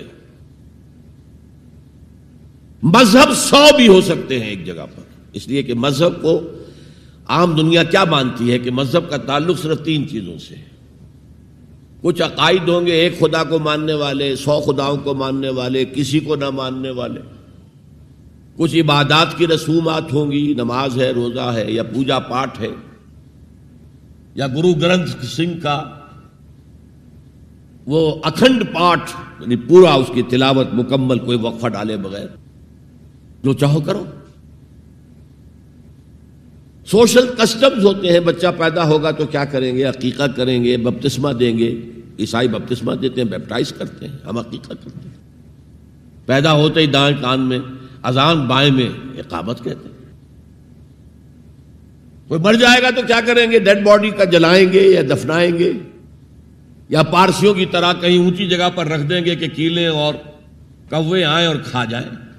کم سے کم ان کی غذا کا تو کام چلے نا. زمین میں دبا دیں گے تو مٹی ہو کر مٹی میں مل جائے گا، کسی کے کام ہی نہیں آئے. بہرحال ان تین چیزوں کے مجموعے کا نام ہے مذہب. جبکہ دین کے اندر تین چیزیں مزید شامل ہو جاتی ہیں: سماجی نظام، معاشی نظام، سیاسی نظام. یہ 3 جمع 3 بن کر دین بنتا ہے. تو دین تو دو نہیں ہو سکتے. جمہوریت اور آمریت تو ساتھ ساتھ نہیں ہو سکتے. کیپٹلزم اور کمیونزم تو ساتھ ساتھ نہیں ہو سکتے. ڈیموکریسی اور ملوکیت تو ساتھ ساتھ نہیں ہو سکتے. اس اعتبار سے ایک مغلوب ہوگا، ایک غالب ہوگا. مغلوب مذہب بن جائے گا اور غالب دین ہوگا. آج دین جمہور غالب ہے. اور جو اقبال کا شعر ہے بڑا پیارا: بندگی میں گھٹ کے رہ جاتی ہے ایک جوئے کباب، اور آزادی میں بہرے بے قراں ہے زندگی. اگر دین آزاد ہے، غالب ہے، چھایا ہوا ہے تو وہ ہے اصل دین، ورنہ وہ سکڑ کر مذہب بن جائے گا. ہم 60 سال پہلے دین انگریز پر تھے نا. حاکم کون تھا؟ وہ بادشاہ کو ملکہ بیٹھا ہوا یا بیٹھی ہوئی ہے انگلستان میں. وائس رائے یہاں ایک ہوتا تھا اس کا، لیکن وہ حاکم نہیں تھا، ساورن نہیں تھا. ساورنٹی ان کی تھی، اصل حکومت ان کی تھی. ہز میجسٹیز گورنمنٹ یا ہر میجسٹیز گورنمنٹ، ان کی تھی حکومت. تو اس اعتبار سے دین کو غالب کرنا یہ بہت جان جوکھوں کا کام تھا. یہ نوٹ کر لیجئے آپ. دیکھیے تمام نبی اور رسول مبلغ بن کر آئے، داعی بن کر آئے، بشیر بن کر آئے، نذیر بن کر آئے، بشارت دینے والے کہ اللہ کے راستے پر آؤ گے فروح و ریحان و جنت نعیم. اور اگر انذار کرنے والے نذیر بن کر آئے، اگر غلط راستے پر جاؤ گے تو جہنم ہے. حضور بھی یا ایھا النبی انا ارسلناک شاہدا و مبشرا و نذیرا و داعیا الی اللہ باذنہ و سراجا منیرا.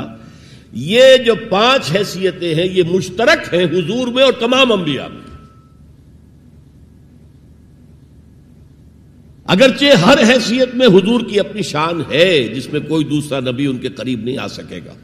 لیکن نوٹ کیجئے یہ آیت جو میں اس وقت آپ کے سامنے رکھ رہا ہوں، جس کے لیے نصرت مطلوب تھی، آؤ میرا ہاتھ بٹاؤ، یہ قرآن میں 3 دفعہ آئی ہے محمد الرسول اللہ کے لیے، اور کسی کے لیے نہیں آئی. ابراہیم کی نسبتیں دیکھیے، 3 نسبتیں ہیں کتنی اعلیٰ بلند. خلیل اللہ ہے واتخذ اللہ ابراہیم خلیلا. ابو الانبیاء ہے، سینکڑوں رسول اور نبی ان کی اولاد میں آئے. حضرت اسحاق کی اولاد سے، وہ جو prophets of the old testament ہیں، ان کی کتابیں جو ہیں، صحیفے ہیں، دیکھیے. پھر حضرت اسماعیل کے اولاد میں حضرت محمد صلی اللہ علیہ وسلم، مدیان کی اولاد میں حضرت شعیب. یہ بہت کم لوگوں کو معلوم ہے کہ حضرت ابراہیم کی ایک تیسری زوجہ بھی تھی، ہاجرہ، جو مصر کے بادشاہ کی بیٹی تھی، جو پھر کنیز کے طور پر مصر کے بادشاہ نے پیش کی. ان سے اللہ نے بیٹا دیا اسماعیل. سارا جو حضرت ابراہیم کے اپنے خاندان سے تھی، کیونکہ بانجھ تھی، ساری عمر اولاد نہیں ہوئی، بڑھاپے میں اللہ نے اسحاق عطا کر دیے. پھر آپ نے ایک اور شادی کی تھی، قطورہ. ان سے 6 بیٹے دیے تھے اللہ نے حضرت ابراہیم کو. ان میں سے ایک مدین تھا جس سے قوم مدین بنی ہے، جس میں حضرت شعیب کو بھیجا گیا. باقیوں کی تاریخ ہمیں معلوم نہیں. حضرت اسحاق کے بھی 2 بیٹے تھے اور جڑواں تھے. ولادت جب ہوتی ہے جڑواں بچوں کی تو پہلے ایک پھر دوسرا آتا ہے نا، تو اس اعتبار سے اسے بڑا چھوٹا کہہ دیتے ہیں، چاہے تھوڑی سی دیر کا وقفہ ہو، لیکن وہ بڑا چھوٹا تو ہو گیا. تو بڑے تھے حضرت عیسو اور چھوٹے تھے حضرت یعقوب. اور یعقوب کو یعقوب کیوں کہا؟ عقب سے، بعد میں آنے والا، پیچھے آنے والا. یعقوب عقب. ان کی اولاد میں کتنے نبی ہوئے ذرا سوچئے.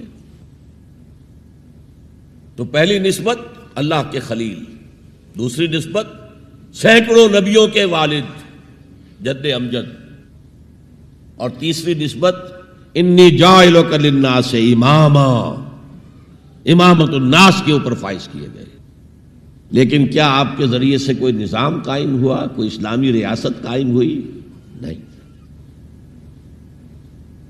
کیا حضرت موسیٰ کے ذریعے سے ہوئی؟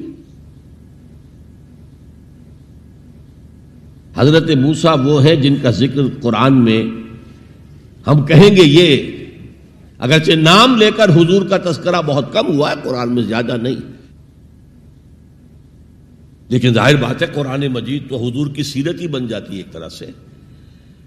غزوہ انفال کیا ہے؟ سورت انفال غزوہ بدر کا چیپٹر ہے. آل عمران کی 60 آیات جو 120 سے 180 تک وہ کیا ہیں؟ غزوہ احد ہے. تو حضور کا تو ذکر سب سے زیادہ ہے، لیکن حضور کے بعد سب سے زیادہ ذکر 555 آیات قرآن کی حضرت موسیٰ کے بارے میں ہے. 6,500 کل آیات ہیں، ان میں سے 555 1/13th part of Quran consists of تذکرہ of حضرت موسیٰ علیہ السلام.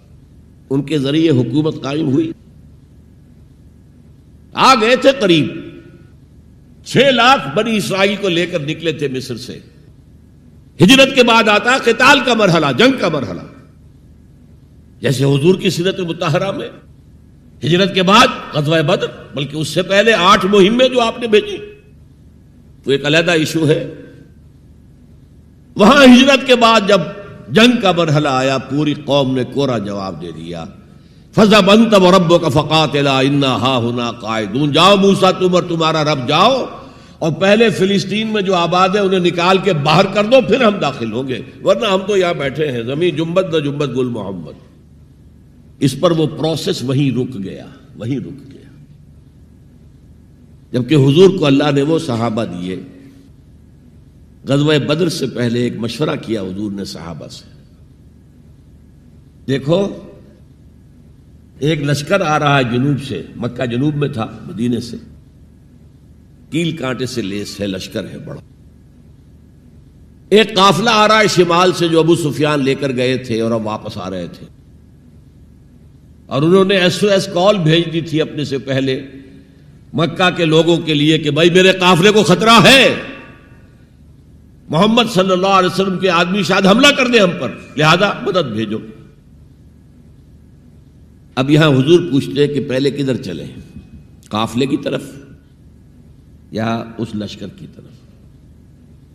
کچھ لوگ ظاہر بات ہے کہ مدینے کے تمام جو صاحب ایمان تھے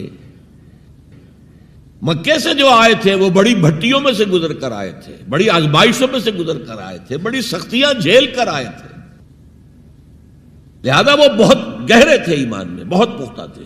مدینے والوں کو تو ایسی کوئی قربانی دینی نہیں پڑی، پورا قبیلہ ایمان لے آیا، لہذا وہاں کچھ نہ کچھ کچے لوگ بھی تھے ہم جیسے.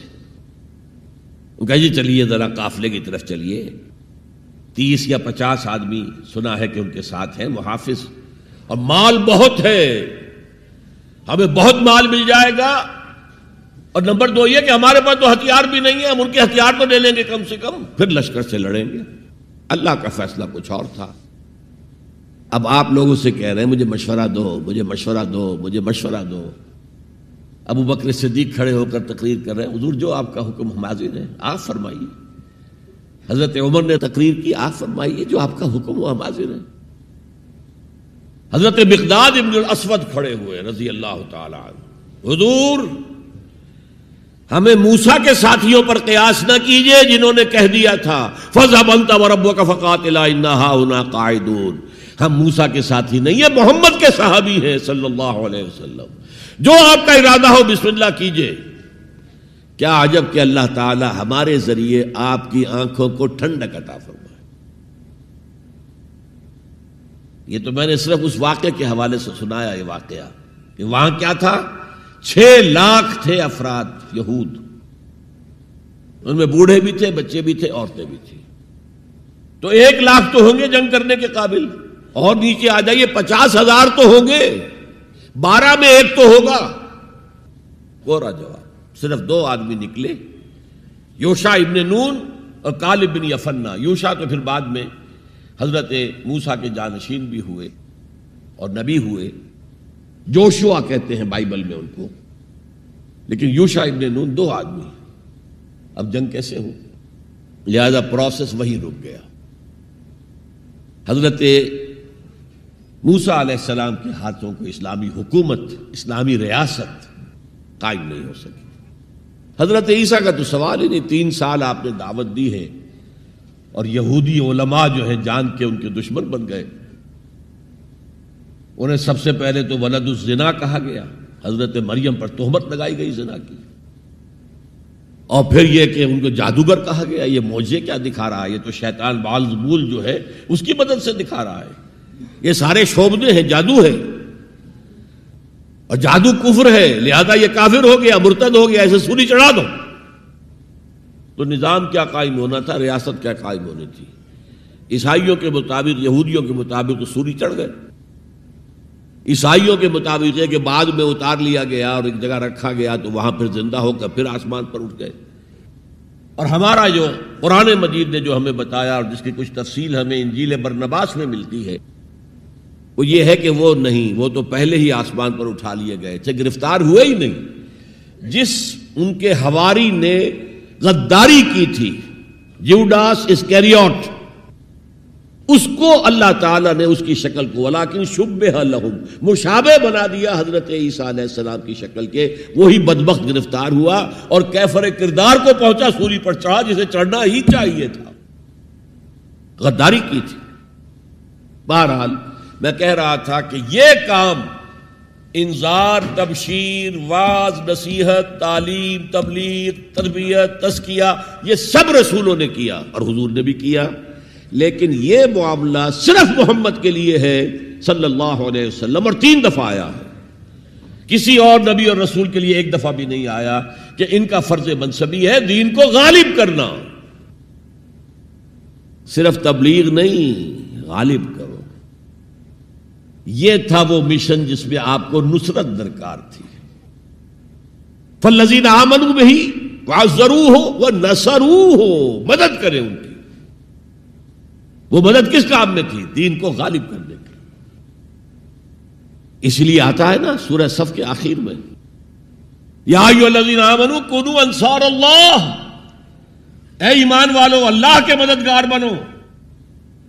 کما قال عیسی ابن مریم للحواریین من انصاری اللہ، جیسے کہ دیکھو 600 برس قبل حضرت مسیح اور حضور کے درمیان 600 برس کا فصل ہے، جیسے کہ 600 برس قبل ہمارے بندے عیسیٰ نے کہا تھا حواریین سے، کون ہے میرے مددگار اللہ کے راستے میں؟ اور حواریین نے کہا تھا نحن انصار اللہ، قال الحواریون نحن انصار اللہ۔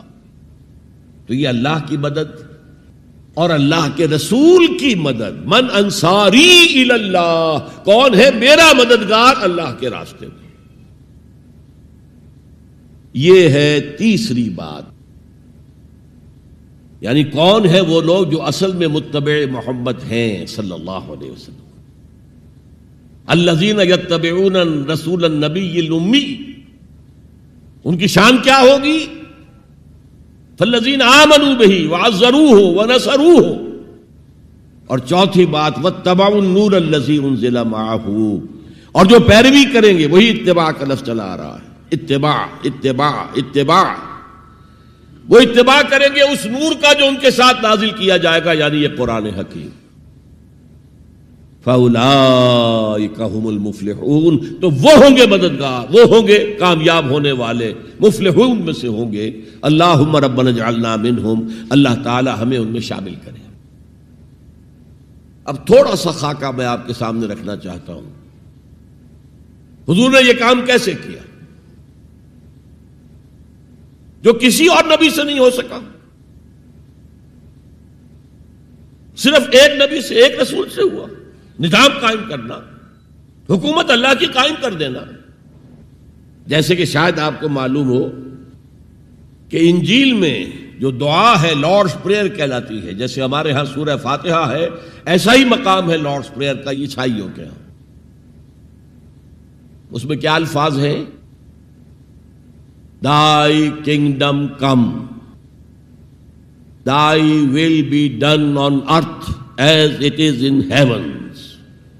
اے اللہ، اے رب، تیری حکومت آئے،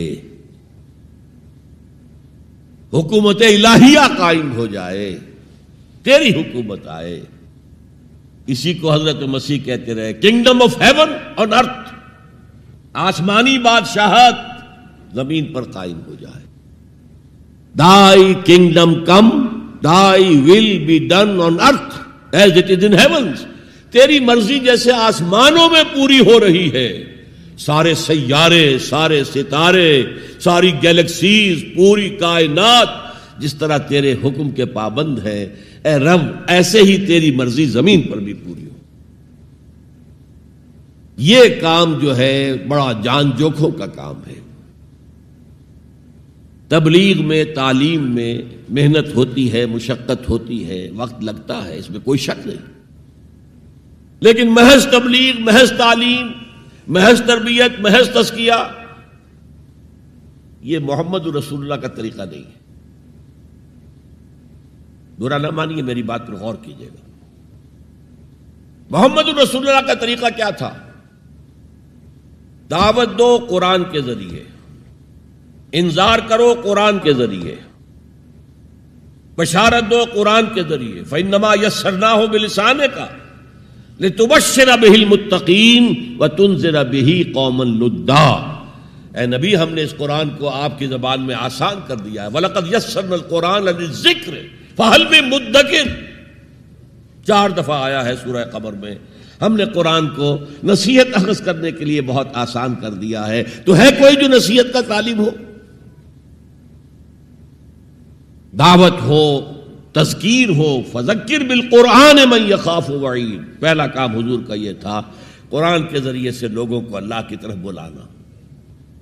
یہ دعوت، تبلیغ کسے کہتے ہیں؟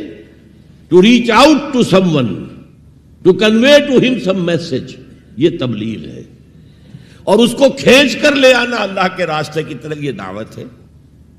ومن احسن قولا ممن دعا الی اللہ وعمل صالحا وقال اننی من المسلمین، اس شخص سے اچھی بات کس کی ہوگی جو اللہ کی طرف بلائے اور اچھے عمل کرتا ہو۔ یہ نہ ہو کہ وہ دوسروں کو تو نصیحت اور خود میاں فضیحت، یہ نہیں، اور کہے کہ میں بھی عام مسلمان ہوں، میں تم پر کوئی فوقیت کا دعویٰ نہیں کر رہا، میں کوئی آسمان سے نہیں اترا ہوں، میں بھی عام مسلمانوں میں سے ہوں، اننی من المسلمین۔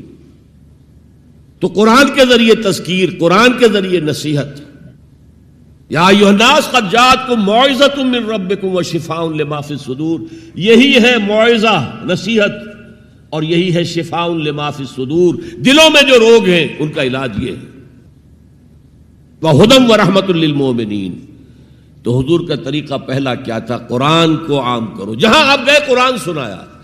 آپ کے کوئی خطبات ہمیں نہیں ملتے۔ جمعے کے خطبوں میں کیا کرتے تھے؟ کان للنبی صلی اللہ علیہ وسلم خطبتان یجلس بینہما یقرأ فیہما آیات من القرآن ویذکر الناس، یہ صحیح مسلم کی روایت ہے۔ حضور کے 2 خطبے ہوتے تھے، آپ درمیان میں تھوڑی دیر کے لیے بیٹھتے بھی تھے جیسے ہم بیٹھتے ہیں۔ اور یہ کس لیے تھا؟ شاید آپ نے کبھی غور نہ کیا ہو۔ یہ اس لیے نہیں تھا کہ حضور کو کوئی تکان ہو جاتی تھی، آپ کے خطبے بہت مختصر ہوتے تھے، لمبے خطبے کی ضرورت کیا؟ جو سامنے بیٹھے ہیں عربی ان کی زبان ہے، قرآن عربی میں نازل ہوا ہے، حضور کے قلب سے زبان مبارک سے ادا ہو رہا ہے، دلوں کے اندر جا کے اتر رہا ہے، لمبی بات کی ضرورت کیا تھی؟ بہت مختصر خطبے ہوتے تھے، لیکن پھر بھی بیٹھتے تھے۔ کیوں بیٹھتے تھے؟ یہ علامت تھی اس بات کی کہ یہ خطبہ جو ہے یہ ظہر کی 2 رکعتوں کا قائم مقام ہے۔ ظہر کی 4 رکعتیں فرض اور جمعے میں رہ گئی 2، بقیہ 2 کے قائم مقام یہ 2 خطبے ہیں۔ لیکن خطبوں میں کرتے کیا تھے؟ یقرأ آیات من القرآن، قرآن کی آیات پڑھ کے لوگوں کو سناتے تھے، وَيُذَكِّرُ النَّاسَ، اور اسی کے حوالے سے نصیحت کرتے تھے، بس۔ اللہ خیر سنو۔ خطبہ نکاح ہے حضور کا، 4 آیتیں اس میں ہیں صرف. ایک سورہ آل عمران کی آیت ہے، ایک سورہ نساء کی آیت ہے، 2 سورہ احزاب کی آیات ہیں. آپ نے اپنی طرف سے کوئی وعظ کہا ہی نہیں اس میں. تو تبلیغ، تعلیم، تذکیر، انذار، تبشیر سب قرآن کے ذریعے سے. پہلا کام یہ پھیلاؤ اس کو. اب اس کے بعد جو آ جائیں قبول کر لیں شعوری طور پر، ہماری طرح نہیں کہ وہ صرف ایک نسلی قسم کا عقیدہ ہے. ظاہر بات ہے اس وقت جو مان رہے تھے وہ تو دل یقین کے ساتھ مان رہے تھے نا. انہیں پتا تھا ہمیں گھر باہر چھوڑنے پڑیں گے، ہماری بیوی ہم سے علیحدہ ہو جائے گی، والدین ہمیں گھروں سے نکال دیں گے، اور مارے پڑیں گی نوجوانوں پر اور غلاموں کے اوپر تو جو بے پناہ سختیاں ہوئی ہیں. تو ظاہر ہے جب تک یقین دل میں کامل پیدا نہ ہو جائے کوئی بھی زبان نہیں کھولتا تھا کہنے کے لیے کہ اشہد ان لا الہ الا اللہ واشہد ان محمد رسول اللہ. تو جو آ گئے ایمان کو قبول کر لیا، اب ان کو جمع کرو، منظم کرو. آرگنائزیشن، اس لیے کہ نظام کو بدلنا آسان کام نہیں ہے. کہیں بھی کوئی خلا تو ہے نہیں، کوئی نہ کوئی نظام ہے. ڈیموکریسی ہے تو وہ حاکمیت عوام کا نظام ہے، کیپٹلزم ہے تو وہ ڈکٹیٹرشپ آف دی کیپٹلسٹ ہے. نظام تو ہے نا. ہمارے پاکستان میں جاگیرداری ہے تو وہ جاگیرداروں کا ملک ہے، انہی کی حکومت ہوگی. اور سیاست ہمارے ہاں جو ہے وہ جاگیرداروں کا میوزیکل چیئرز گیم ہے اور کچھ بھی نہیں. عوامی سیاست ہے ہی نہیں. وہ تو آپ کے ہاں تو پہلا قدم اٹھا لیا گیا تھا جاگیرداری کا خاتمہ. 2 کام ہندوستان میں بہت بڑے ہوئے جو ہم نہیں کر سکے. ہندوستان کے اندر پہلے ہی قدم دستور بن گیا اور ایک پٹڑی کے اوپر گاڑی چل رہی اور چلتی رہی. 1 سال صرف آپ کے ہاں ایمرجنسی آئی ہے اور وہ بھی کانسٹیٹیوشنل تھی. کانسٹیٹیوشن کو ایبروگیٹ کر کے کوئی ڈکٹیٹر نہیں آیا تھا. ایک یہ بڑا کام تھا. ہمارے ہاں پہلے ایک بی بی سی رپورٹ آئی، B P C basic principle report, اس کے اوپر احتجاج ہوئے، پھر قرارداد مقاصد پاس ہوئی تو خیر. لیکن اس کے بعد 56 کا دستور بنا، اسے ایک فیلڈ مارشل صاحب نے، خود ساختہ فیلڈ مارشل، انہوں نے اس کو بھی ختم کیا اور دستوریہ کا بھی بستر گول کر دیا. جا کر کہیں 73 میں ایک دستور بنا اور اس دستور میں بھی وقتاً فوقتاً اتنی ترمیمیں ہو گئی ہیں کہ اس کا حلیہ بگڑ چکا. اور دوسرا بڑا کام یہاں جو ہوا ہے جو قابل تحسین ہے، جاگیرداری کا خاتمہ. تو اصل عوامی سیاست یہاں پر آئی ہے. بہرحال ہر نظام کے ساتھ ویسٹڈ انٹرسٹ ہوتا ہے. ایسے طبقات ہوتے ہیں جن کو مراعات حاصل ہے، مراعات یافتہ طبقات، پریولیج کلاسز، اور وہ کبھی برداشت نہیں کریں گے کہ آپ ان کا نظام کو ہاتھ لگائیں. دے وانٹ اسٹیٹس کو، جو نظام ہے وہی رہنا چاہیے. تو نظام کو بدلنے کے لیے تو جانوں کا پھر ہدیہ دینا پڑے گا. لہذا منظم جماعت بناؤ، موب نہ ہو، ہجوم نہ ہو. منظم جماعت، اور وہ کیسی؟ سمع و طاعت، لسن اینڈ اوبے، جو آرمی کا جو اصول ہے. اگر فوج میں کوئی شخص جسے حکم دے رہا ہو، سپیریئر اس کا، وہ پوچھے جناب یہ حکم مجھے کیوں دے رہے ہیں، کیا مصلحت ہے، پہلے سمجھائیے پھر میں عمل کروں گا، تو کیا وہ فوج کہلائے گی؟ بڑی پیاری نظر تھی، میٹرک کے زمانے میں پڑھی تھی انگریزی کی، کہ کسی جنگ میں 600 سواروں کا ایک دستہ تھا اور ان کو حکم دے دیا گیا چارج، آگے بڑھو، حملہ کرو. اور انہیں معلوم تھا کہ داہنے ہاتھ بھی توپیں لگی ہوئی ہیں، بائیں ہاتھ بھی توپیں ہیں، سامنے بھی توپیں ہیں، آگ اگل رہی ہیں. Cannons to left of them, cannons to right of them, cannons in front of them, volleyed and thundered. لہذا سب نے یہ سمجھا someone has blundered. کسی نے بڑی غلطی کی ہے یہ حکم دے کر، جو کمانڈر ہے بڑی خطا ہوئی. لیکن There's not to reason why. یہ why کا سوال کرنے کا تو ان کا مقام ہی نہیں ہے. There's but to do and die. جو حکم ملا کرو, مرتے ہو تو مرو. Therefore, into the valley of death rode the 600. 600 کے 600 موت کی وادی میں اتر گئے. تو جب تک ایسی جماعت نہیں ہوگی نظام نہیں بدلا جا سکتا. بولشویکس اینڈ بولشویکس رشیا میں منظم جس طرح تھے, اگر وہ نہ ہوتے تو زار کی حکومت کا تختہ الٹا جا سکتا تھا. بات اٹ پاسبل. سب سے بڑی کنگڈم تھی ایشیا اور یورپ دونوں کے اوپر جو برج تھا, بہت بڑی سلطنت, کہاں سے کہاں تک زار کی سلطنت. اور پورا جو ہے ہمارا سینٹرل ایشیا, سارے یہ ترک, مسلم ترک علاقے جو ہے, روسی ترکستان اسی لیے ان کا نام تھا, وہ بھی اسی کے پاس تھے. لیکن ایک منظم جماعت نے, ایک نئے فکر نے, ایک نئے فلسفے نے, مارکسزم نے لوگوں کو پوزیس کیا, انہیں منظم کیا, انہوں نے جد و جہد کی, انقلاب برپا کر دیا. یہی کام حضور نے کیا. ایمان کی دعوت دی اور ایمان دلوں میں راسخ ہو گیا, انہیں منظم کیا. حدیث میں آتا ہے, اور یہ مشکات شریف میں بھی حدیث ہے, مسند احمد ابن حنبل کے حوالے سے اور جامع ترمذی کے حوالے سے. حضور فرماتے ہیں, حارث اشعری رضی اللہ تعالیٰ عنہ اس کے راوی ہیں, انی آمرکم بخمس, مسلمانوں میں تمہیں 5 باتوں کا حکم دے رہا ہوں. اللہ امرنی بہن, ایک روایت میں یہ اضافی الفاظ ہے, اللہ نے مجھے حکم دیا ہے ان کا, اپنی طرف سے نہیں دے رہا. حالانکہ حضور کو اختیار تھا, آپ اپنی طرف سے بھی حکم دے سکتے تھے. وہ 5 باتیں کیا ہیں؟ بالجماعت والسمع والطاعت والہجرت والجہاد فی سبیل اللہ. کتنا بڑا مجمع اس وقت یہاں ہے. کیا میں پوچھ سکتا ہوں کتنے لوگوں نے یہ حدیث سنی ہے آج سے پہلے؟ ذرا ہاتھ اٹھائیں. کیا وجہ؟ دیکھیے 5 چیزیں وہ ہیں جو ہم میں سے ہر ایک کو یاد ہے. حدیث یاد ہونا ہو, اس کا ایسنس تو یاد ہے.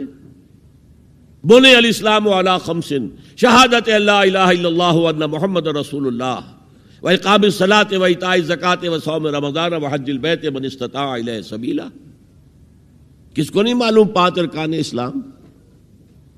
اور کس نے فرمایا؟ یہ حضور نے. اور یہ کلام خبریہ ہے, بنی الاسلام علی 5. اس میں امر کا انداز نہیں ہے, خبر ہے. اسلام کی تعبیر 5 بنیادوں پر ہے. یہ حدیث ہمیں یاد ہے. اور جس کے کہہ رہے ہیں میں حکم دیتا ہوں تمہیں اور اللہ نے مجھے حکم دیا ہے, یہ 5 باتیں ہمارے ذہن سے نکل گئی. اس لیے کہ ہمارے ذہن میں اسلام کا تصور مذہب کا ہے, دین کا ہے ہی نہیں. ہم وہی سمجھتے ہیں کہ نماز, ایک تو یہ کہ ہمارے عقائد ٹھیک ہوں, نماز روزہ حج زکوٰۃ کا تقاضا ہو, اور کچھ جو ہمارے سوشل کسٹمز ہیں, عیدیں منائیں, جمعہ پڑھے, قربانیاں دیا کریں عید الاضحیٰ میں, بچے کا عقیقہ کریں, مردے کو دفنائیں کفنائیں, شادی ہو تو ایجاب و قبول کرائیں, پھیرے نہیں ڈلوائیں گے. بھائی یہ ہمارا دین ہے, ہمارا مذہب ہے. مذہب دین نہیں ہے. یہ دین کا تصور ہی نہیں. ہم اتنے خوگر ہو گئے محکومیت کے کہ دین کی اقامت کا تصور, دین کو غالب کرنے کا تصور ہمارے ذہنوں سے نکل گیا, ذہن میں ہے ہی نہیں. علماء کو بھی اجنبی سی بات لگتی ہے, یہ کیا بات کہہ رہے ہیں, یہ تو اجنبی سی بات ہے. اس لیے کہ ہمارے ذہنوں سے تصور نکل گیا. پہلے مسلمان بادشاہ تھے, ملوکیت تھی, وہ اسلام تو نہیں تھا. اسلامی نظام تو خلافت راشدہ کا تھا, ابو بکر اور عمر اور عثمان اور علی اور حضرت حسن کو میں مزید شامل کرتا. تب 30 برس بنتے ہیں جو حضور نے فرمایا تھا کہ یہ 30 برس خلافت رہے گی. بعد میں تو ملوکیت آ گئی. یہ بنو امیہ کے بادشاہ تھے, چاہے خلفاء اپنے آپ کو کہلوائیں, بنو عباس تو بڑے بادشاہ تھے، شہنشاہ تھے، بڑے محل بنائے تھے. اور یہی حال پھر جن کو ہم کہہ دیتے ہیں عثمانی خلفاء، یعنی ترک بادشاہ اور شہنشاہ، ان کا بھی حال یہی تھا. اسلام کہاں ہے؟ اس کے بعد آ گئے انگریز. انگریز نے کہا قانون ہمارا ہوگا، کرمنل لا ہمارا ہوگا، CRPC ہماری ہوگی، سول لا ہمارا ہوگا، نظام ہمارا ہوگا. ہاں نماز پڑھ سکتے ہو، روزہ رکھ سکتے ہو، ہمیں کوئی تمہارے مذہب سے کوئی دشمنی نہیں. بلکہ انگریز نے تو بڑی رعایت کی تھی. اس نے کہا تھا تم اپنے فیملی لاز بھی اپنی مرضی سے جیسے چاہو طے کرو. آج مسلمان ممالک میں سے بھی اکثر نے اپنے فیملی لاز چھوڑ کر یورپ کے فیملی لاز اختیار کر لیے.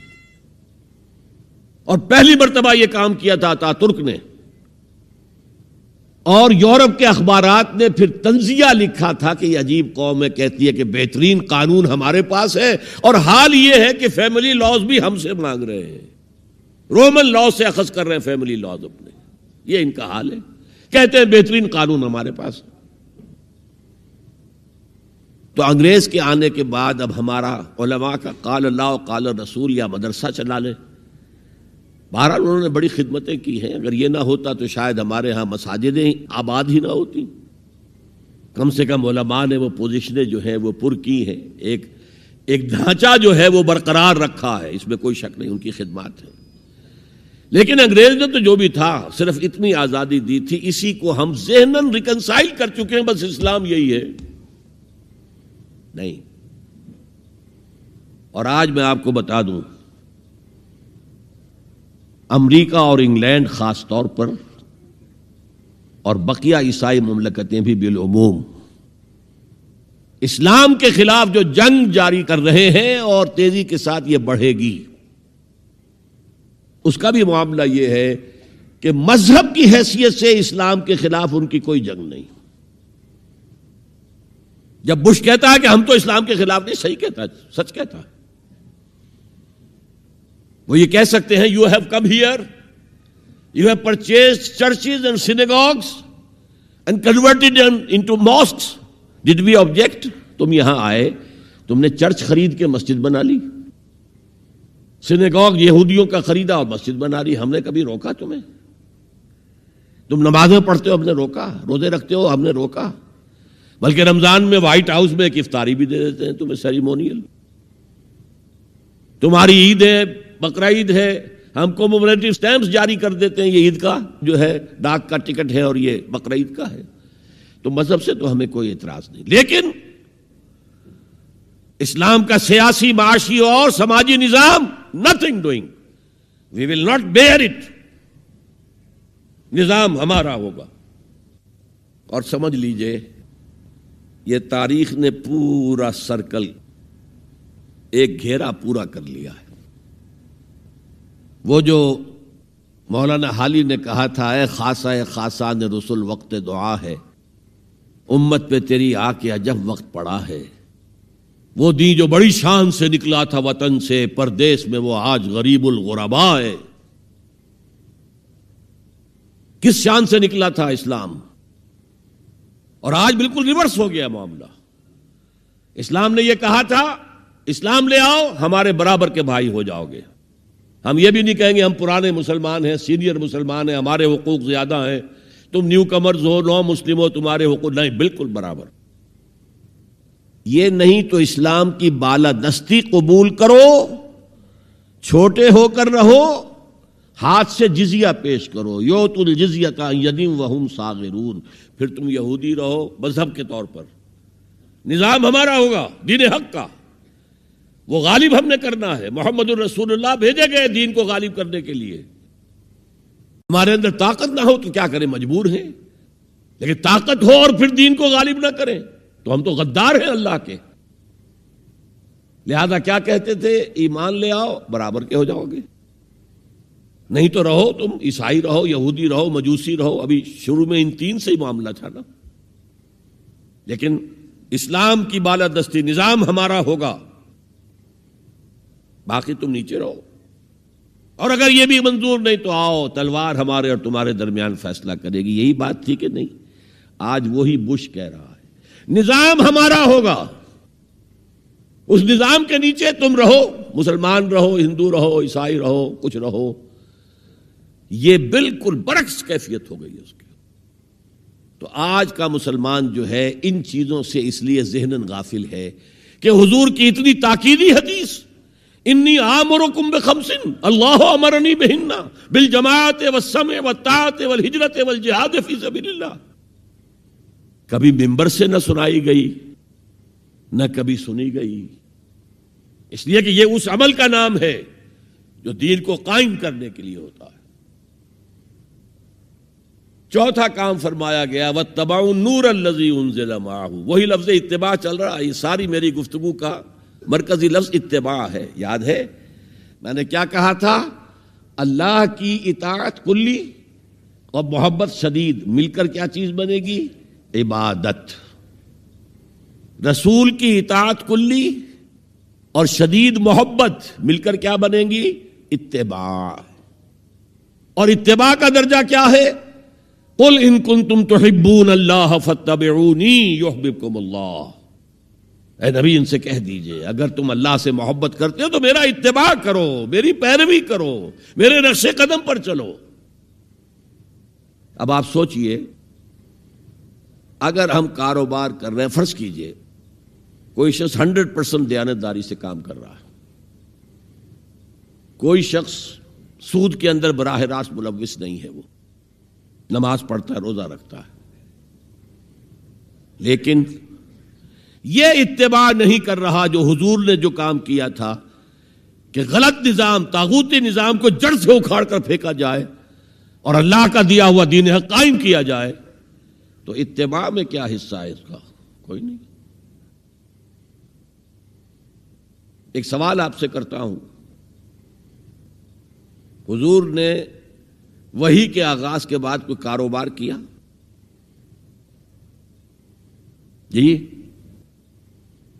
آپ پہلے بہت اچھے تاجر تھے، بہت کامیاب تاجر تھے، اس وقت کا ایکسپورٹ امپورٹ، قافلہ لے کر جا رہے ہیں شام، قافلہ واپس لے کر آ رہے ہیں، لیکن جیسے ہی وحی آ گئی یا ایھا المدثر قم فانذر وربک فکبر، اے لحاف میں لپٹ کر لیٹنے والے اب کھڑے ہو جاؤ، کمر کس لو، گرڈ اپ یور لائنز، اپنے مشن کا آغاز کرو۔ اس کا آغاز کیا ہے؟ انذار، خبردار کرو انہیں کہ زندگی یہی زندگی نہیں ہے، اصل زندگی آخرت کی زندگی ہے، اور قیامت کے دن تمہیں حساب جو ہے اپنا پیش کرنا ہوگا، جواب دہی کرنی ہوگی۔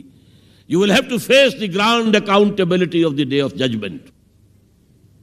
یہ انذار سے بات شروع کرو، وَرَبَّكَ فَكَبِّرْ، اور جو ہدف ہے مقصود کیا؟ اللہ کو بڑا کرو، یعنی اس کی بڑائی نافذ کرو۔ پارلیمنٹ میں بھی اس کا حرف آخری ہو، لِتَكُونَ كَلِمَةُ اللَّهِ هِيَ الْعُلْيَا، تاکہ اللہ کا کلمہ سب سے اونچا ہو جائے۔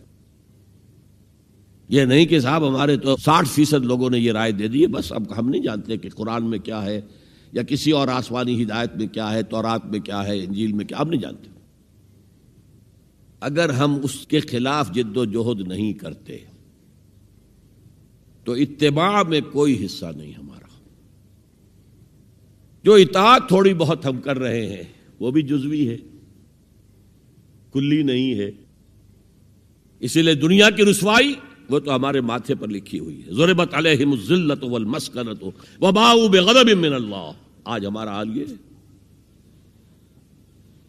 تو اتباع رسول، محبت رسول کا تقاضا وہی جد و جہد کرو، وہی جد و جہد کرو، اسی کا نام جہاد فی سبیل اللہ ہے۔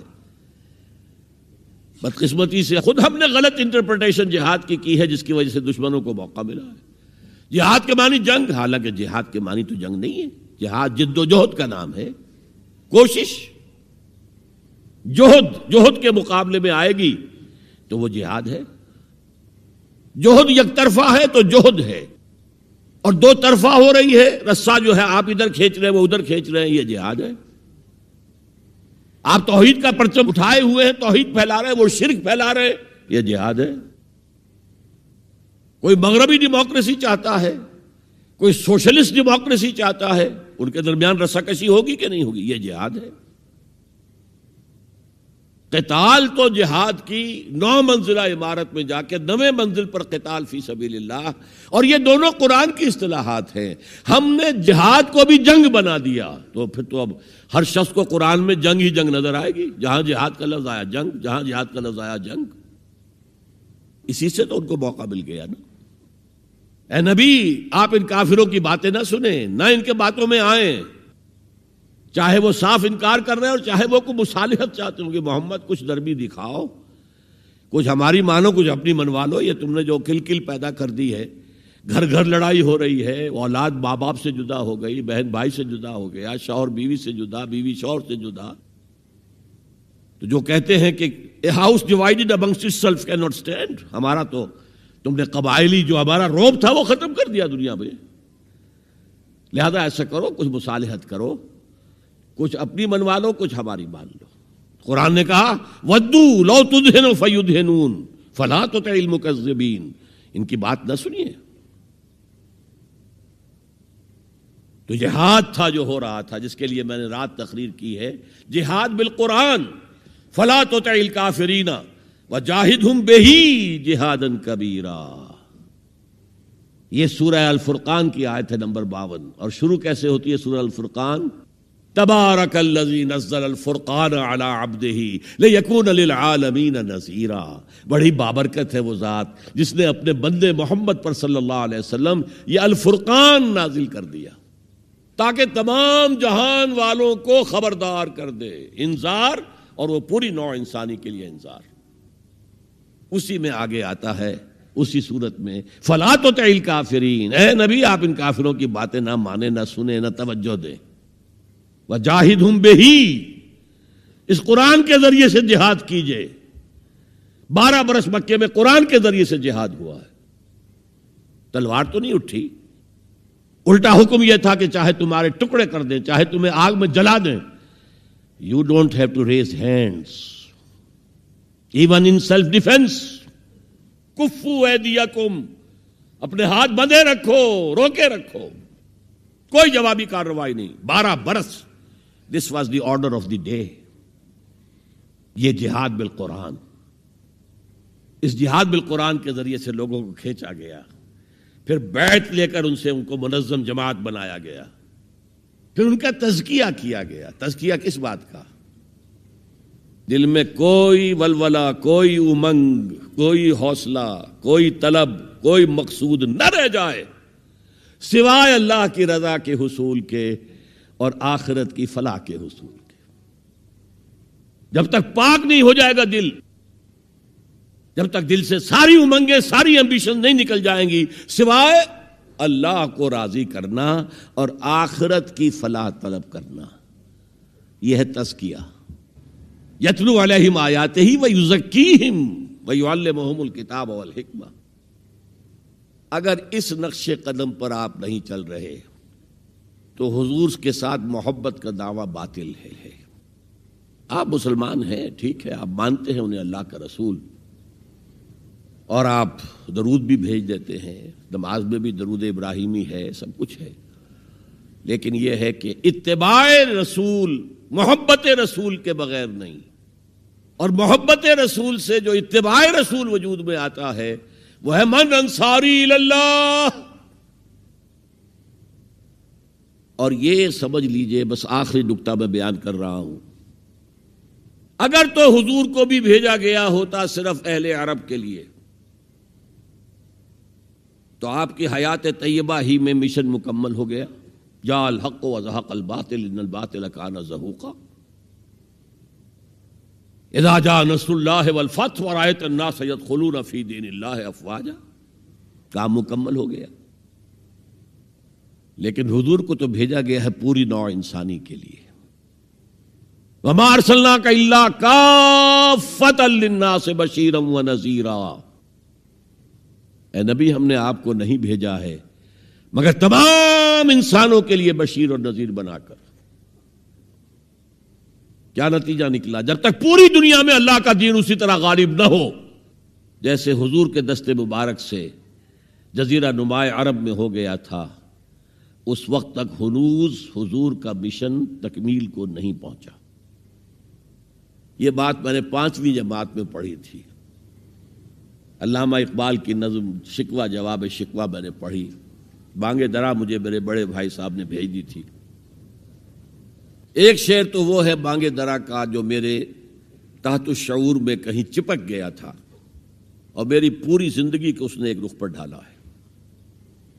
وہ زمانے میں معزز تھے مسلمان ہو کر، اور تم خوار ہوئے تاریک قرآن ہو کر۔ دیکھیے یہ بات صرف اقبال نے نہیں کہی، وہ داڑھی مڈا تھا، عالم تو نہیں تھا۔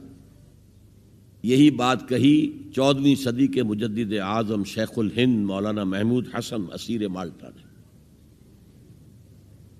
4 سال کی اسیری کے بعد جب رہائی پا کر آئے تھے 1920 میں، اور رہائی کیوں ملی تھی کہ ٹی بی 3rd سٹیج کو پہنچ گئی تھی۔ انگریز ڈرتا تھا کہ اگر ہماری اسیری ہی کے اندر کہیں انتقال ہو گیا تو کہیں طوفان اٹھ جائے گا، لہذا چھوڑ دیا۔ دیوبند میں ایک جلسہ منعقد ہوا اور وقت کے سارے بڑے بڑے علماء موجود، اشرف علی تھانوی صاحب موجود، شبیر احمد عثمانی صاحب موجود، مولانا حسین احمد مدنی موجود، ہمارے جو پاکستان میں مفتی محمد شفیع صاحب موجود، اور انہوں نے یہ واقعہ لکھا ہے اپنی کتاب میں وحدت امت میں کہ شیخ الہند نے کہا کہ ہم نے تو اپنی 4 سالہ دور اسیری میں جتنا ہی غور کیا ہے، ہمیں اپنے زوال کے 2 اسباب نظر آئے ہیں۔ ایک ہمارا قرآن کو ترک کر دینا، یہ لفظ ہے اس کے اندر، نوٹ کیجئے۔ حالانکہ علماء نے قرآن کو ترک کیا ہے، لیکن اگر آپ نے کہا نہیں تو یہ صحیح نہیں ہے، کیا ہے۔ ان کا سارا زور فقہ پر ہے، حدیث پر ہے، زیادہ زور قرآن پر نہیں ہے۔ صحیح بات ہے۔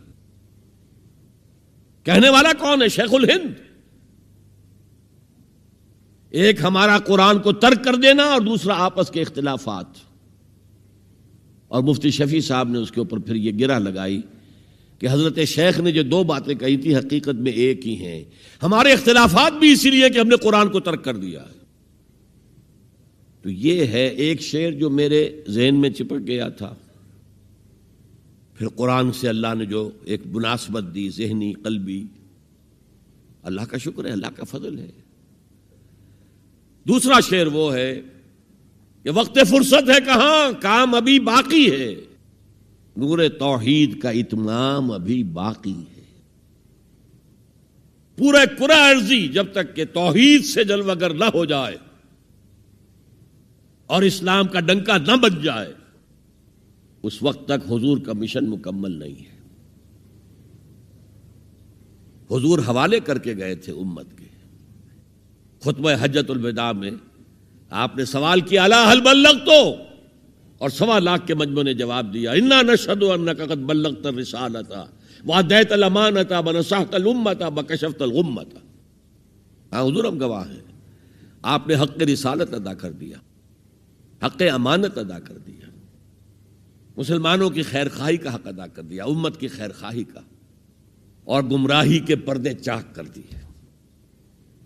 3 دفعہ حضور نے سوال کیا، 3 دفعہ جواب لے کر پھر آسمان کی طرف نگاہ اٹھائی اور انگشت شہادت سے اشارہ کیا، اور پھر لوگوں کی طرف اللہم اشہد اللہم اشہد اللہم اشہد، اے اللہ تو بھی گواہ رہے، یہ مان رہے ہیں کہ میں نے پہنچا دیا۔ اسے میں کہا کرتا ہوں سائی آف ریلیف۔ کندھوں پر ایک بہت بڑا بھاری بوجھ آ گیا تھا، بہت بڑی امانت تھی قرآن، اس کے پہنچانے پر کیا کیا تکلیفیں اٹھائی ہیں۔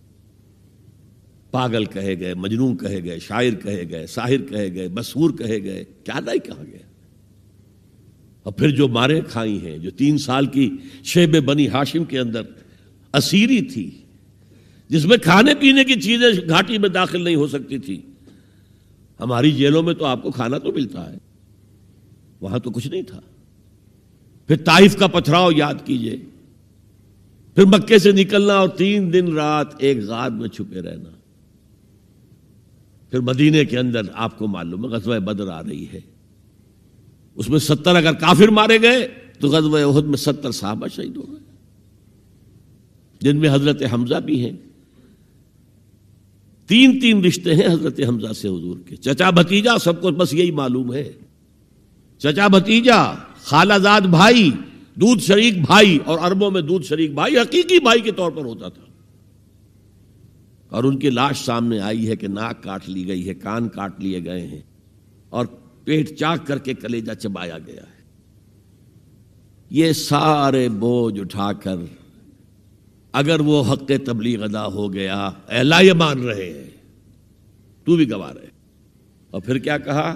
فَلْيُبَلِّغِ الشَّاهِدُ الْغَائِبَ، اب جو یہاں موجود ہیں ان کا فرض ہے کہ ان کو پہنچائیں جو یہاں نہیں ہیں، اور یہ ابد الآباد تک کے لیے، قیامت تک کے لیے ہے۔ انا آخر المرسلین وانتم آخر الامم، میں آخری رسول ہوں، تم آخری امت ہو، اور تمہیں نکالا گیا دنیا والوں کے لیے۔ دنیا کی دوسری قومیں اپنے لیے جیتی ہیں، اپنی عظمت، اپنا بول بالا، اپنے مفادات، اپنی مصلحتیں، اور تمہیں دنیا والوں کے لیے جینا ہے۔ ہم تو جیتے ہیں کہ دنیا میں تیرا نام رہے، کہیں ممکن ہے کہ ساقی نہ رہے جام رہے۔ یہ جام ہدایت کون گردش میں لائے گا اگر ساقی نہ ہو؟ ساقی امت مسلمہ ہے۔ یہ دوسری بات ہے کہ امت بھول گئی، خود ہی نہیں پڑھا، پڑھائیں گے کیا؟ خود ہی نہیں سمجھا، سمجھائیں گے کیا؟ بہرحال وقت فرصت ہے، کہاں کام ابھی باقی ہے، اور اس کی صحیح حدیثیں موجود ہیں کہ دنیا میں دوبارہ نظام خلافت علی منہاج النبوہ آئے گا، اور اب جب آئے گا گلوبل ہوگا۔ یہ ایک بہت بڑا تصادم آنے والا ہے، جسے کہ بائبل کے ماننے والے کہتے ہیں آرمیگیڈون، بہت بڑی جنگ۔ اگر آپ کہیں ڈکشنری میں جا کر دیکھیں گے آرمیگیڈون کے معنی تو لکھا ہوگا a very big war which will be fought between the forces of evil and good before the end of this world۔ اور حضور کی احادیث میں الملحمۃ العظمیٰ، عظیم ترین جنگ، الملحمۃ الکبریٰ، سب سے بڑی جنگ،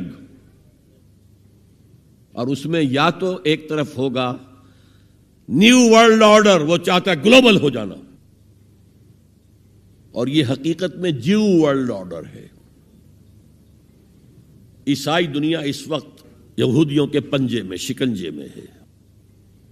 100 سال پہلے دیکھ آیا تھا وہ دیکھنے والا مرد درویش اقبال، 1905 میں گیا تھا انگلستان، جرمنی، 1908 تک رہا تھا۔ وہ دیکھ کر آیا تھا کہ فرنگ کی رگے جاں پنجے یہود میں ہے۔ آپ کو معلوم ہے جو ریئیکشن ہوا ہے بعد میں، جو کچھ ہٹلر نے کیا یہودیوں کے ساتھ، کہتے ہیں 60 لاکھ ہمارے مارے ہیں۔ کیوں؟ کہ انہیں احساس ہو گیا تھا انہوں نے اپنے شکنجے میں ہمیں کس لیا ہے، لہذا اس نے انتقام لیا ہے۔ بہرحال اب جو بھی ٹکراؤ ہونے والا وہ 2 نظاموں کا ہوگا، جسے ہنٹنگٹن نے کہا ہے کلیش آف سیویلائزیشنز، تہذیبوں کا تصادم آئے گا، اور اس میں دوسری تہذیب ہماری یا ہمارا نظام اس وقت دنیا میں کہیں نہیں ہے، لیکن دشمن کو معلوم ہے۔ ابلیس کی مجلس شورا میں علامہ اقبال نے ابلیس کے ترجمانی کرتے ہوئے کہا ہے اگر کوئی خطر مجھ کو تو اس امت سے ہے۔ ابلیس کہہ رہا ہے۔ پہلے اس میں آتا ہے ایک مشیر نے کہا جی جمہوریت کا دنیا میں بول بالا ہو رہا ہے، ہماری ابلیسی نظام تو ختم ہو جائے گا۔ اس نے کہا نہیں، ہم نے خود پہنایا ہے شاہی کو جمہوری لباس، ذرا آدم ہوا ہے خود شناس و خود نگر۔ تم نے کیا دیکھا نہیں مغرب کا جمہوری نظام، چہرہ روشن اندروں چنگیز سے تاریک تر۔ It's the dictatorship of the capitalist۔ دوسرے نے کہا مشیر نے اجی وہ ایک اور مصیبت کھڑی ہو گئی ہے، وہ کارل مارکس نے کیا کر دیا ہے، میرے آقا یہ جہاں زیر و زبر ہونے کو ہے، ہمارا ابلیسی نظام تو ختم ہو جائے گا۔ اس نے اس کو بھی رد کر دیا۔ کب ڈرا سکتے ہیں مجھ کو اشتراکی کوچہ گرد، یہ پریشان روزگار آشفتہ مغز آشفتہ ہو، کچھ نہیں کر سکتے۔ ہے اگر کوئی خطر مجھ کو تو اس امت سے ہے جس کی خاکستر میں ہے اب تک شرار آرزو۔ انگارے کے اوپر آ گئی ہے راکھ، اندر دہکتی ہوئی آگ ہے، جس کی خاکستر میں ہے اب تک شرارے آرزو، خال خال اس قوم میں اب تک نظر آتے ہیں وہ، کرتے ہیں اشک سحر گاہی سے جو ظالم وضو۔ لیکن پھر کہتا ہے وہی ابلیس، جانتا ہوں میں یہ امت حامل قرآن نہیں۔ دیکھیے کت قدر صحیح عکاسی کر رہا ہے۔ مجدد وقت بھی کہہ رہا ہے ہم نے قرآن کو ترک کر دیا، اور مفکر امت کہہ رہا ہے کہ ہم نے قرآن کو ترک کر دیا، اور تم خار ہوئے تارک قرآن ہو کر۔ دونوں کی رائے متفق گردید رائے بو علی بارائے من، دونوں کی رائے مل گئی۔ بہرحال ابلیس کہتا ہے جانتا ہوں میں یہ امت حامل قرآن نہیں، ہے وہی سرمایہ داری بندے مومن کا دین۔ جانتا ہوں میں کہ مشرق کی اندھیری رات میں بے ید بیضا ہے پیران حرم کی آستین، ان کی آستینوں کے اندر وہ ید بیضا والا ہاتھ نہیں ہے۔ عصر حاضر کے تقاضاؤں سے ہے لیکن یہ خوف، ہو نہ جائے آشکارا شرع پیغمبر کہیں، یہ تو تاریخ ادھر جا رہی ہے۔ اب نیا سنتھیسس کیا ہوگا؟ ملوکیت ختم ہوئی، جمہوریت آئی، جمہوریت نے کیپٹلزم کی شکل اختیار کر لی، اس کا جواب کمیونزم میں آیا، کمیونزم نے ڈکٹیٹرشپ کی شکل اختیار کی، وہ بھی آج بڑھ چکا ہے۔ اور فوکویاما جو ہے بغلیں بجا رہا ہے کہ معلوم ہو گیا کہ ہمارے نظام سے بہتر کوئی نظام نہیں، دیکھو وہ پڑا ہوا ہے مرا ہوا مردہ یو ایس ایس آر کا اور کمیونزم کا۔ لیکن عصر حاضر کے تقاضاؤں سے ہے لیکن یہ خوف، ہو نہ جائے آشکارا شرع پیغمبر کہیں، الحذر آئین پیغمبر سے 100 بار الحذر، حافظ ناموس زن مرد آزما مرد آفرین۔ موت کا پیغام ہر نوع غلامی کے لیے، نہ کوئی فغفور و خاقاں نہ گدائے رہنشیں، کرتا ہے دولت کو ہر آلودگی سے پاک و صاف، منعموں کو مال و دولت کا بناتا ہے امین۔ اس سے بڑھ کر اور کیا فکر و نظر کا انقلاب، بادشاہوں کی نہیں اللہ کی ہے یہ زمین، ان الارض للہ۔ یہ نظام دبا ہوا ہے، راہ کے اندر چھپا ہوا ہے، لیکن وہ خوب جانتے ہیں کہ ان کے اندر وہ جذبہ ہے، اگرچہ ابھی وہ جذبہ بھٹک رہا ہے، صحیح رخ پر نہیں پڑ رہا، کہیں اس نے دہشت گردی کی شکل اختیار کر لی جو کاؤنٹر پروڈکٹیو ہے۔ فائدہ کیا؟ ایک ہاتھی کو آپ ایک سوئی چبو دیں، اسے پتہ بھی نہیں چلے گا کہ میرے جسم میں کوئی سوئی گئی۔